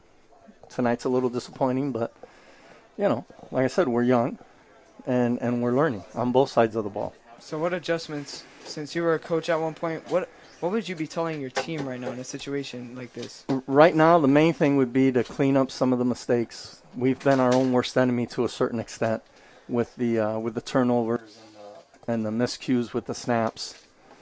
So, you know, you got to fix those little things and to be able to progress. But like I said, you know, they're young, they're learning, and they're only going to get better as time progresses. And again, we've been down by this before against Gulliver. And I'm glad Coach Stewart's here because he can remember all the dates and tell you how in that game against Gulliver we made a great comeback. Yeah, we have legendary Coach Stewart here. Coach Stewart, thank you for being here. What are some of your thoughts on the first half? Well, I think what Coach Aparicio said, we're just made some young mistakes, a couple turnovers killed us, and they're good and they capitalize. So when you play somebody this caliber, you got to really play really good football and not give them anything, make them earn it. And unfortunately, a couple of mistakes hurt us big time. But let's see how they come out in the second half. That'll say a lot. If we come out fighting, that'll say a lot about our character. Yeah, you got multiple experienced D1 players out here for Gulliver, and I mean, Belen, we're starting a ton of freshmen, and with the COVID offseason, gave us less time to prepare than normal. Right. So this is a good chance to scout the heart of the team. Absolutely. And see how they come out down 35. Like Coach Chapa said a couple times. Yep. We've won like this before. We can do it again. Yes. We sure have. I remember one time against these guys, we were down 28-6 at halftime. We ended up winning 35-28. So it was one of the best games ever in Belen history. Yeah. So what has been one of the things that has impressed you so far throughout this season from this, inexperienced team? A lot of things, actually. I like the enthusiasm, number one. The team has really bought into this new offense and defense that they put in. And, just the overall enthusiasm of the team and the execution. The execution, it's going to have some bumps in the road because it's a new offense. It takes time. But, I really like what I see from Coach Chaney, Coach Potts, and all the assistant coaches. They seem to have a real good energy out there, a lot of hustle and practice. Yeah, Coach Potts seems like a really, really great offensive mind. With the spread concept, he comes in, and it's obviously tough. It's a complicated system with so many freshman players, not less experienced. How do you think these players are going to grow throughout their time at Belen, and how do you think this offense is going to develop? Well, you said it. You said, young and smart. And, when you put a complicated offense in, that plays to our advantage because we got some very intelligent kids and it's always been like that. We've always been able to put in a lot of stuff, a lot of wrinkles over the years because our kids, they're very sharp and willing to put the work in to learn it. And so it'll be no difference with this offense. No matter what offense you run, as long as you have smart kids executing, it's going to work. Yeah, I imagine that's one spot where COVID really hurt. I mean, and this just wasn't just a regular offseason. It's putting in a whole new spread offense. Right. And not giving the freshmen the time to acclimate to that must have been big. Yeah, but, on the flip side, they had, since the season started later, they had a lot of extra time to, get it in. I was talking to Coach Potts about it. He said, Coach, I've actually installed 90% of the offense at this point. So it's just a question of cleaning it up now and just doing it over and over and over, repetition, right. and they'll get it down. So what have been some of the players to you that have stood out? Well, the quarterbacks, both of them, they both have different skill set, and they're both very good. And I think, playing so much as a freshman is incredible. It's a huge plus. Yeah. And Amari, the running back, wow. He reminds me of Don Chaney and Monty Davis all wrapped up in one. And he's going to be a special one. I mean, the plays that he was making earlier were ridiculous. Yeah, absolutely. And the receivers, too. Receivers, are looking good and running good routes. I'm impressed with their route running. So, the future's bright. We have some playmakers when it comes to, being in the open field. Mm-hmm. Yeah, and those guys are freshmen. I mean, as they continue to develop, they'll fill out, they'll get better and better. Who has impressed you guys on defense? Coach, you want to take that? The defensive end that we have, who's a freshman, by the way. I can't remember his name right now. Gavish. Yeah, Gavish Marcelin. Yeah, he's, wow. He's really impressive. I mean, he's dominating. I don't even think these guys have been able to lock him, to be honest with you. So he's been very impressive from what I can see. You know, he helps hide a lot of the inexperience that's behind him. And him being a freshman, just imagine how much better he's going to be by the time he's a junior or a senior. Even just from this year to next year, the jump he's going to make is going to be incredible. I mean, as a freshman, he's 6'2", 210, probably not even done filling out his frame yet. Not even close. No. I don't even think he's shaving yet, which is a good sign. Yeah. And a couple more years in the weight room, he's going to be I mean, unreal. last week he looked unstoppable, and he's lived in the Gulliver backfield today. Yeah. Despite the fact that, I mean, this is team D1 players on all over the field, big players, but he's been arguably better. Yeah, he's playing like a D1 player, so, you know, hopefully he stays healthy, he continues to develop, and, you know, he's... Future's bright. Future's very bright. I sit there and I look at him in awe because he does so many great things on the field. So speaking of the future, what are your thoughts on the new offensive system and how it will succeed? Well, as they play it more and more, week in and week out, they will get better. You know, it's like anything you do. The more you do it, the better you get at it. So that's where they're at right now. So the more they play, the more they practice, the more opportunities they get, the better they're going to get. I think you're going to see week in and week out the offense get better and better and better. Same thing with the defense. They're going to get better and better week in and week out. Yep, and as a coach, that's what you want. You know, you want to be playing your best football, you know, come playoff time. And I think they'll be on track to do that. Yeah. Yep. So do you think these kids, the team so far is exceeding your expectations as to what you thought before the season started? Yeah, I think so. Yes. You know, last week was a very convincing win. You know, struggling a little bit tonight, but we'll see how they respond in the second half. And I think the rest of the schedule is very, very good for us. You know, interesting schedule coming down the road, and I think, you know, we'll be fine. I think we can handle all those guys. You know, we got to take them one at a time, though, of course, and you know, respect every opponent, fear none. Yeah. Yeah. So on paper, I think, though, this is probably the best team we're going to play, but that's on paper. So we'll see what happens. Okay, Coach Stewart, Coach Appa, thank you very much for your time. We really appreciate it. It was great talking to you guys. Same great here. having you guys Anytime. out there. Anytime. I got to throw a shout out to Mr. De Quesada. First, congratulations on your son's interception and his game the other day. That was amazing. And yeah, baby, here we go. Thank you.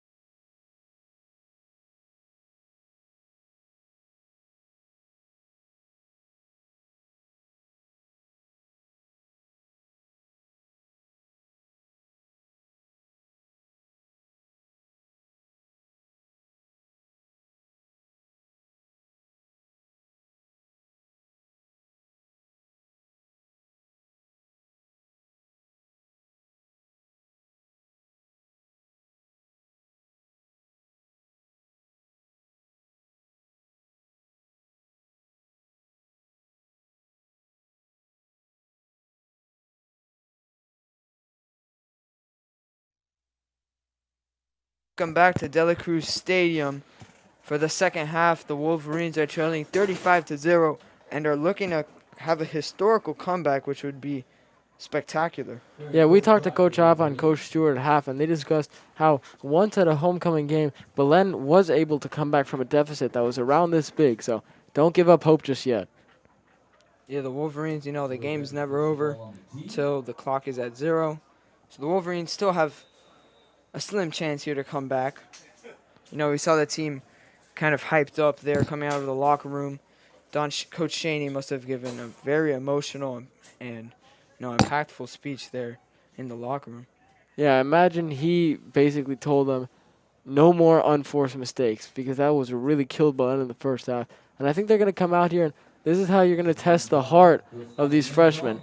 Are they going to perform up to their best even when they're down 35-0 and try to get back in this game? I think that the Belen team is up to the challenge. So here comes the Belen offensive unit.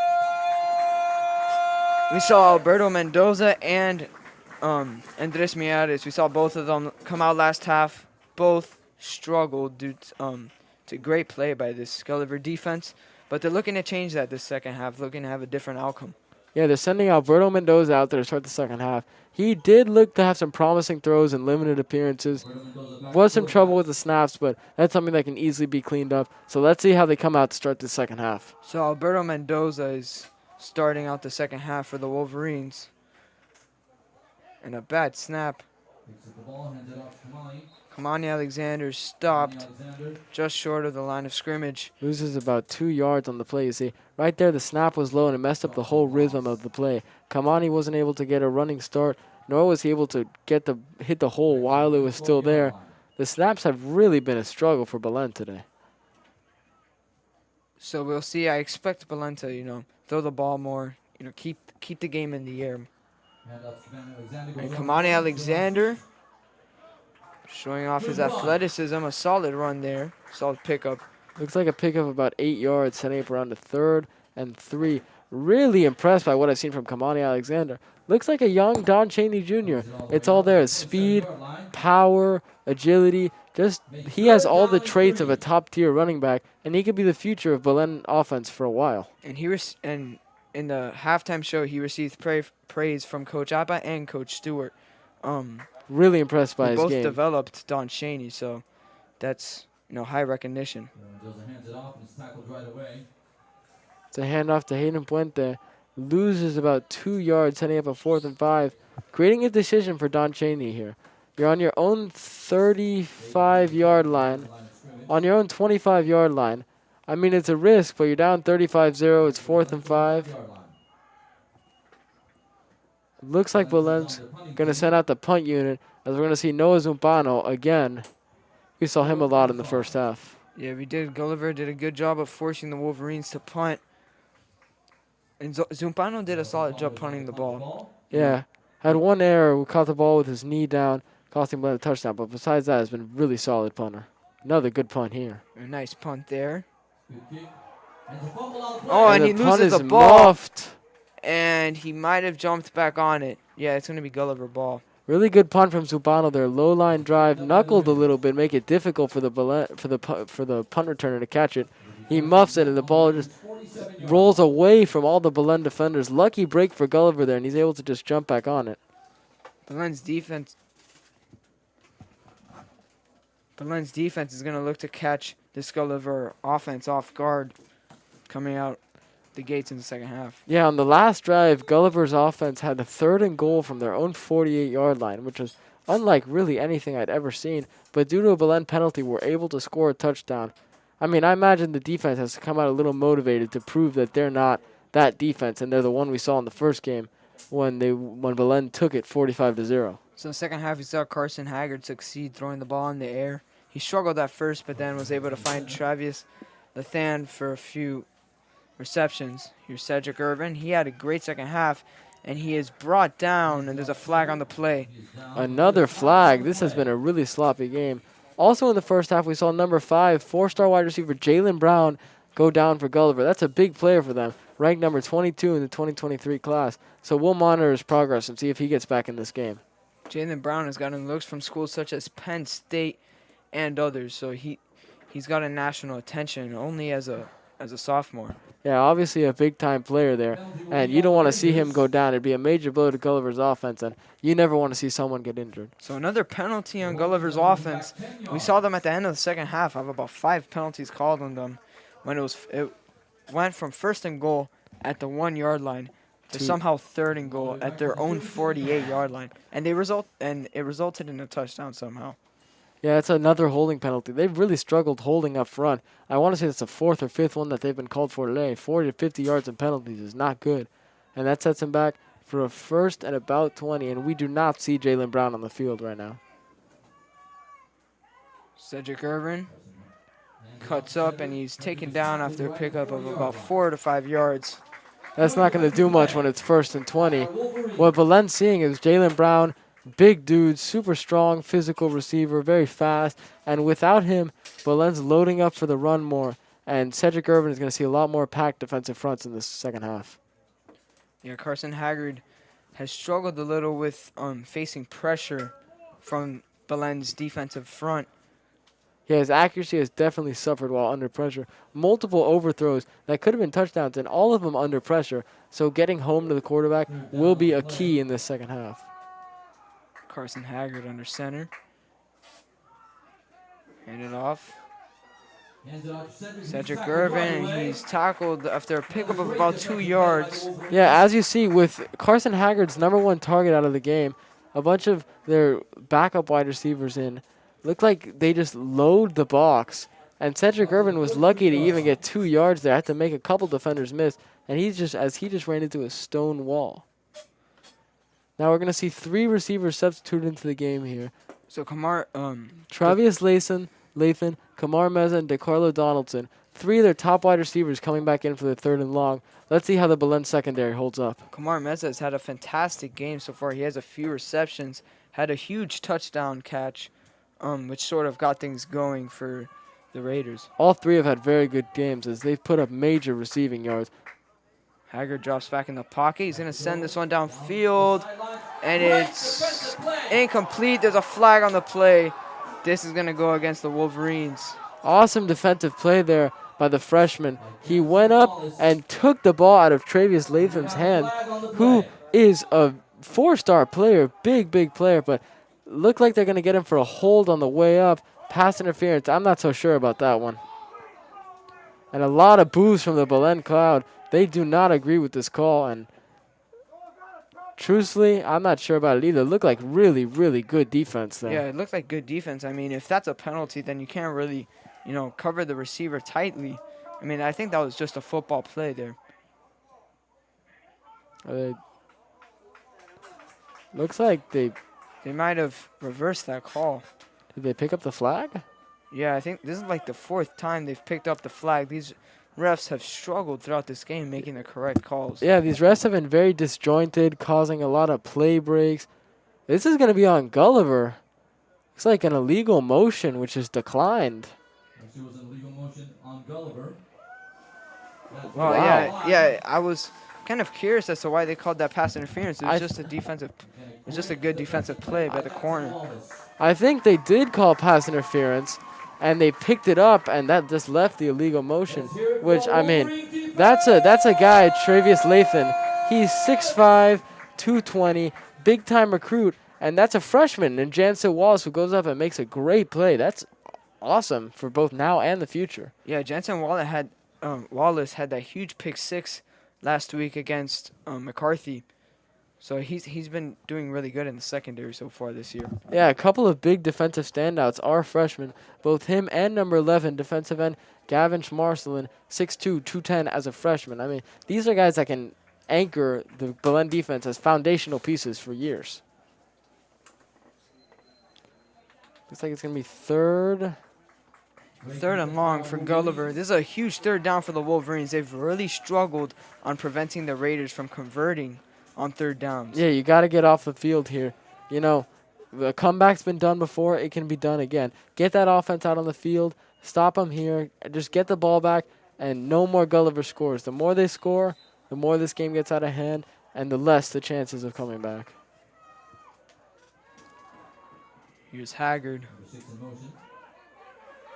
And he's going to feel pressure, and he gets wrapped up, and it's incomplete. It was a forced incompletion by Belen's defensive line as they were able to get into the backfield and overpower this offensive line of the Raiders. Looks like the three defensive linemen converged on the quarterback, forced him to throw while being hit, didn't give him the opportunity to reach any of his receivers downfield. All he could try to hit was a check down in the flat, which was completely covered. Sets up the first punt of the day we've seen for Gulliver, with freshman returner Vic Perez back to return it. Vic Perez has had a few nice plays. Last week against McCarthy. Had a huge catch downfield. And the punt is nearly blocked. Here's Vic Perez. He's going to call a fair catch at about the 20-yard line. Looks like there's an injury for, oh no. Injured Belen player, and that's the freshman.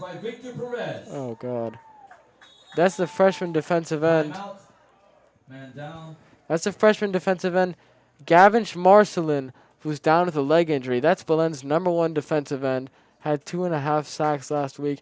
Coach Stewart and Coach Appa were raving about him and how his potential will be the future for this Belen defense for the next few years. And that is a big injury if he can't come back in this game. And that's something you don't want to see, especially from a freshman that has talent like this and a high ceiling. And, yeah, you just don't really want to see that either. Yeah, if it's on your team or on the opposing team. You want to see him be able to get more reps and just continue to improve as a player and get more experience. But taking that away from him will be big. And you just never want to see a player hurt, especially in a 35-0 game. Here comes Belen's offense. They're going to run the ball up the gut of Gulliver's defense, and he is stuffed at the line of scrimmage. Kamani Alexander swallowed up by 4 Gulliver defenders. I really think Belen's going to have to go more to the pass here. And we're going to get an injury timeout. One of the Gulliver defensive linemen is down. So there's players from both teams just dropping all over the field. This has been a very sloppy game. Injuries. The player's back up. Must be a cramp in his leg or something. It's not a smooth game. And once again, you never want to see a player hurt, whether it's Gulliver or Belen. But it's good that he's walking. Looks like he has a slight limp, but he's walking off the field under his own power, which you love to see. So 2nd and 10 for this Belen offense. I think they're going to have to go to the pass a lot more here. The run game, it seems like there's 2 or 3 defenders in the backfield right away every time they run it.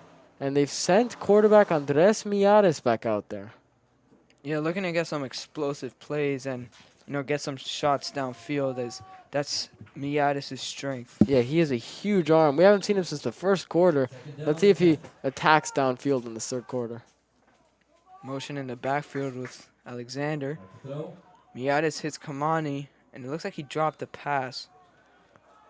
No, he caught the pass, but he was taken down immediately. Yeah, the corners were not a good job blocking on the outside by the wide receivers. Were able to get to Kamani really quickly.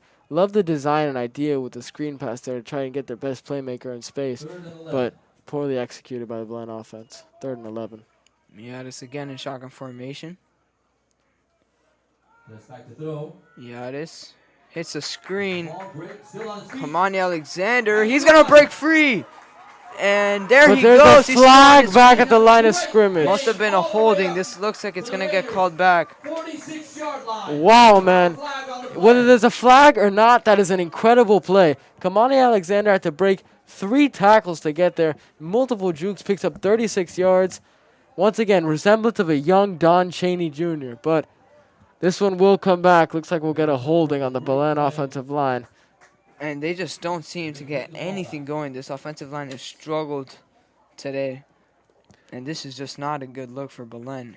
One of the first positive plays they've had in a very long time, probably since the first quarter. I mean, that's the kind of game it's been. 1 step forward, 2 steps back. You get that big completion to Kamani Alexander, but penalty sets up a long 3rd and 16. We're going to get to see Kamani Alexander is wrapped up. That's Hayden Puente. That's his longest run in the game. Picks up about 6 yards. Makes it 4th and 10. Another 3 and out for this Belen offense. Big play wiped out by a penalty. And another punt we'll see from Noah Zumpano. The punting unit enters the field, and they're trailing 35-0. this Belen offense cannot get anything going.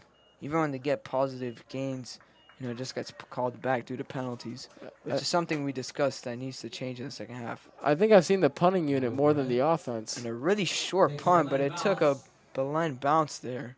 Sort of a lucky bounce. Fortunate. All the way down to the Raiders' 40-yard line. Wow, I mean, that was about a 20-yard punt, but rolled 20 yards. Great job to put spin on it by Noah Zumpano and make that a good punt. So instead of Gulliver getting it at the Belen 40, they get it at their own 40. We saw a great defensive stand to start this first half. I mean, that was the first defensive stop to start the second half. That was the first defensive stop we had seen in a long time. So let's see if that defense can build off this momentum and just get in that backfield, put pressure on Haggard, cover the receivers, and do what they did on that first drive. Yeah, the defense looked very solid on the first drive. They stopped the run with Cedric Irvin. So nice adjustment there. And, they stopped the pass also from Carson Haggard. We saw that nice play by the cornerback Wallace, who was able to rip the ball out of Travius Lethane's hand. Yeah, you can clearly see they're more focused on Cedric Irvin as a run threat, as they just loaded the box and made sure that they did not let him beat them. And they didn't, forcing a 3rd and long, leading to an obvious passing situation in which they were able to stop the Gulliver offense. And that'll be the end of the third quarter. So in the third quarter, they played Gulliver to a stalemate, 0-0. Definitely major improvement from the first half.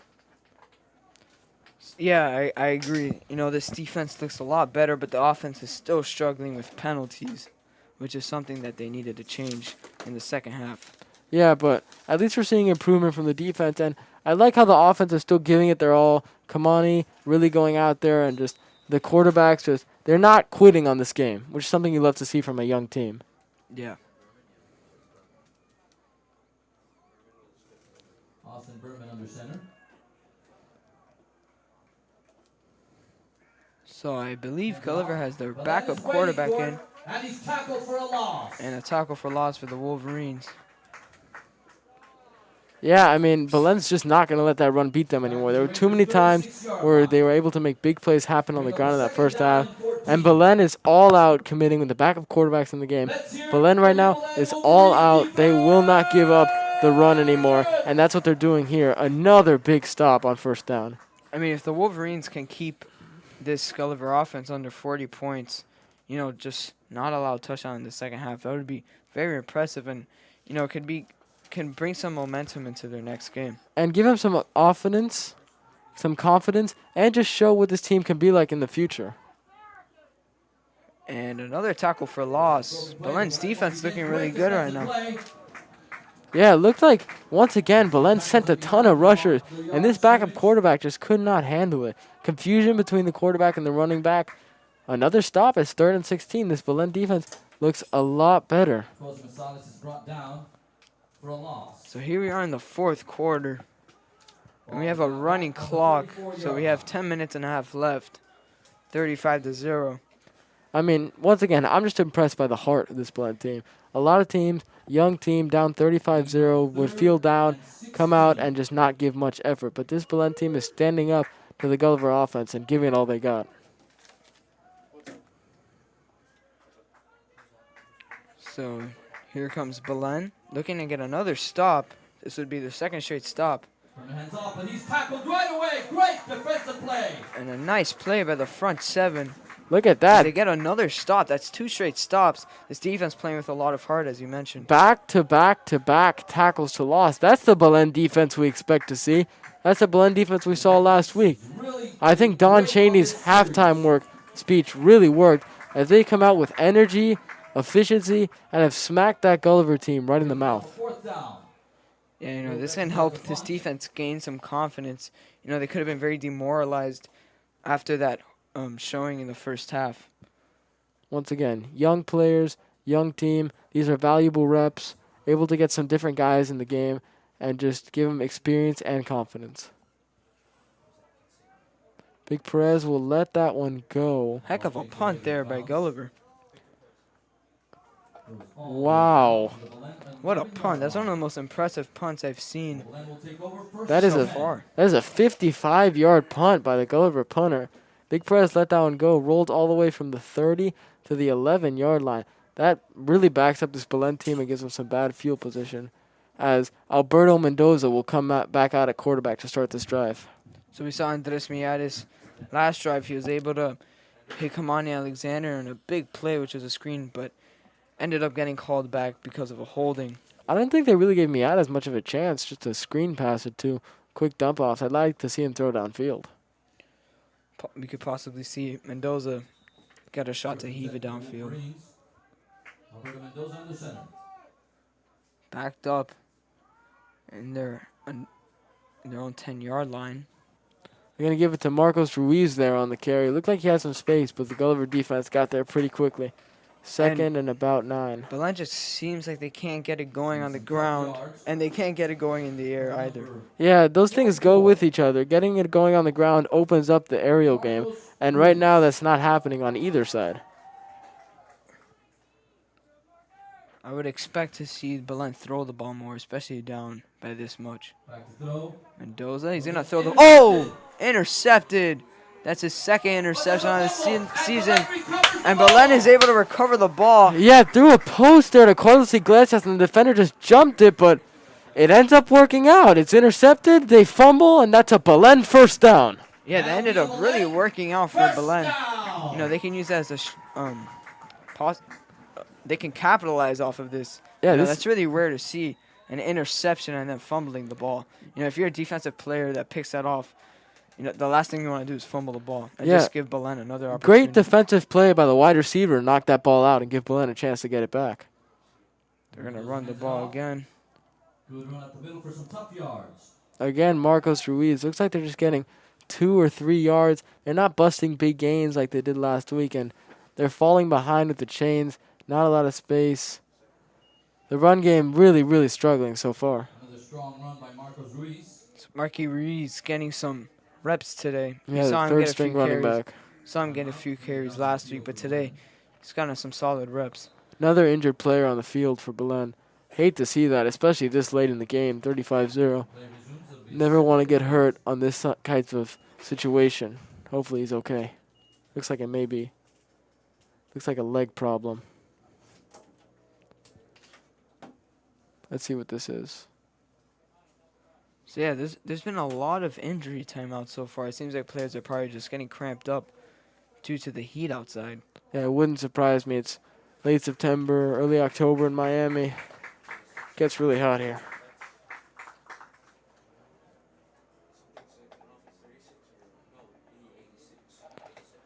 So that's number 86 for the Wolverines. Oh, looks like we're going to see Miatis come back out.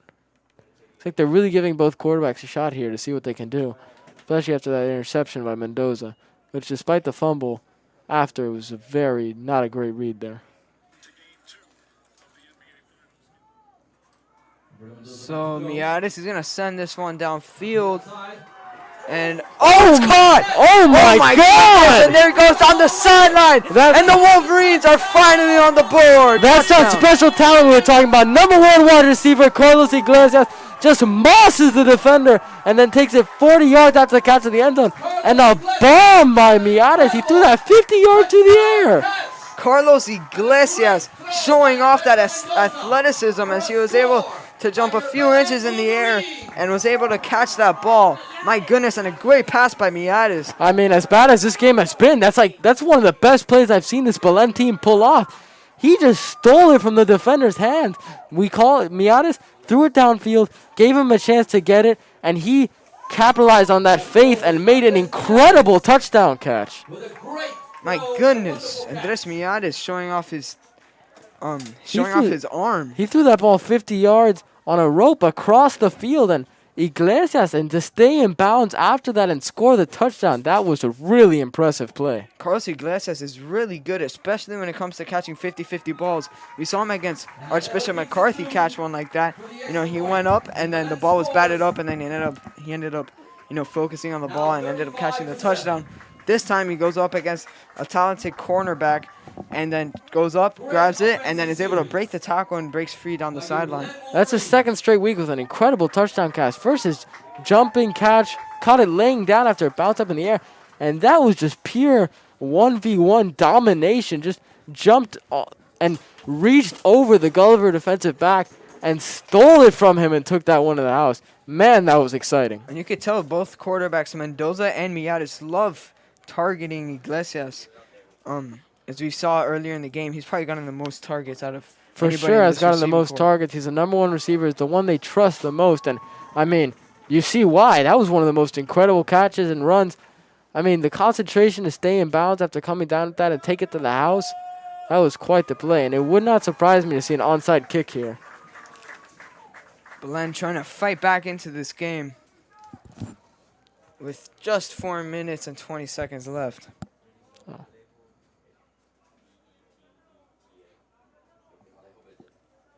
So Alejo Beteta, the junior, kicking off for the Wolverines. This is his first game starting at kicker in his career. You know, he used to play soccer for Belen Jesuit and then ended up getting involved in football too, and is really taking advantage of that. So here's Beteta. Nice kick to about the 10-yard line. So there he goes down the sideline. This is a heck of a return, and he's going to take this all the way to the house, and that is a punch in the face to the Wolverines. That's number 5, Jalen Brown, high 4-star recruit, the number 22 player in the country, back in the game after getting injured earlier. And wow, that is a gut shot right after Carlos Iglesias. Incredible. Oh, looks like he's going to be out of, oh no. 90-yard touchdown return right after Carlos Iglesias' 84-yard huge touchdown. Gulliver just takes one back. Wow. Jalen Brown, one of the most talented players on this Gulliver roster, and he's just showing off why he is a well-respected player nationally. That sums up this game. It's been Belen finally seems to get something going and then just punch him in the face on the kick return. Belen has really struggled with special teams. Yeah, that's something we didn't see in the first game. Kickoff returns allowed, some punting struggles, bad snaps. It's just, wow. I mean, that doesn't take anything away from Carlos Iglesias' touchdown. It was incredible, but it's definitely a punch in the mouth for this Belen team. Kick is up and good. Well, Brett Ridge nails the extra point, and this is a 42-7 lead for Gulliver. 42-7 lead. Not looking good for the Wolverines. You know, we have a running clock, just under 3 minutes to go. Actually, 2 minutes and 15 seconds left. Let's see if Miatis can throw one more touchdown pass. Maybe they go deep downfield one more time. Wow, I mean, at least we got one bright spot. A bright spot in the fourth quarter with that big touchdown catch. Yeah, so we're going to get another opportunity to see Belen's offense. They're obviously not going to have much time left on the clock. As I said, it's a running clock. Probably just going to let the clock wind down. You know, they're trailing 42-7. Don't want to risk getting any injuries, especially late in the game. It wouldn't surprise me if they took a deep shot or two. Just see if they can get something going. Give the receiver a chance like on the last drive. Back to receive is Luis Consuegra and Marcos Ruiz. Marcos Ruiz and Luis Consuegra, both juniors for the Wolverines. We've seen both of them play today. Consuegra has been doing a solid job in the secondary. Marcos Ruiz has gotten a few carries at running back today. Yeah, it looks like they no longer have Kamani Alexander back there. Probably for the best. That's one guy you really don't want to see get injured this late in the game. Yeah. 1 minute left in this game as Gulliver kicks off. Gulliver kicks off, and once again there will be no return. Another touchback. Great day for Bettridge, for Will Bettridge in terms of just kicking it out of the back of the end zone and not giving this Belen return team even a chance. He started off pretty rusty. You know, this is Gulliver's first game of the season. So Brett Ridge missed his first kick, and then after that he seemed to, perform really well, kicking a few touchbacks and making all of his extra points. Looks like they're going to send Mendoza back out even after Miatis' touchdown. He's going to roll out. He's going to send it. And has a wide open receiver. That's a first down for Belen. Wide open receiver was Vic Perez. Nice 20-yard pass. You know, you love to see that from Mendoza. Good read, saw his open receiver, strong footwork, and made the throw. And nice job by Victor Perez to get yards after the catch. Nice play for the Belen offense. See the quick offense, high-tempo offense for Belen. Mendoza. And another complete pass. Oh, it's incomplete. Another target to Vic Perez. Seems to be his favorite target, but he was unable to come up with the diving catch, and that's it for this one. Final score. Wolverines lose 42-7. A disappointing performance, especially after coming off a heck of a win against McCarthy. Yeah, last week was really impressive, but I mean, it's a young freshman team. Both the quarterbacks are freshmen. They're going to suffer from growing pains, and just facing this adversity and playing this kind of game will only make them come back better. I mean, clearly disappointing game. People thought, including me, that Belen would be able to challenge this Gulliver team, but hey, they came back out down 35-0 in the second half, played them even, 7-7. Carlos Iglesias has his awesome touchdown catch, and it's just good to see that this team has the heart to go out and do that. Yeah, after being down 35-0 in the first half, you know, it really seemed like Belen had no life left in them, but they came out with a different mindset in the second half. Weren't able to obviously have a comeback of any sort, but they played with a little more fight, which is obviously good to see, especially from a young team like this, which you really wouldn't expect that from. Yeah, that's when you test their mentality, and defense didn't give up a touchdown. Offense came out good. Just, yeah, so final score, Gulliver 42, Belen 7. So thank you for tuning in to another edition of WBLN Sports. I'm Jose Zaraluki along with Jack Costa. And thank you. Signing off.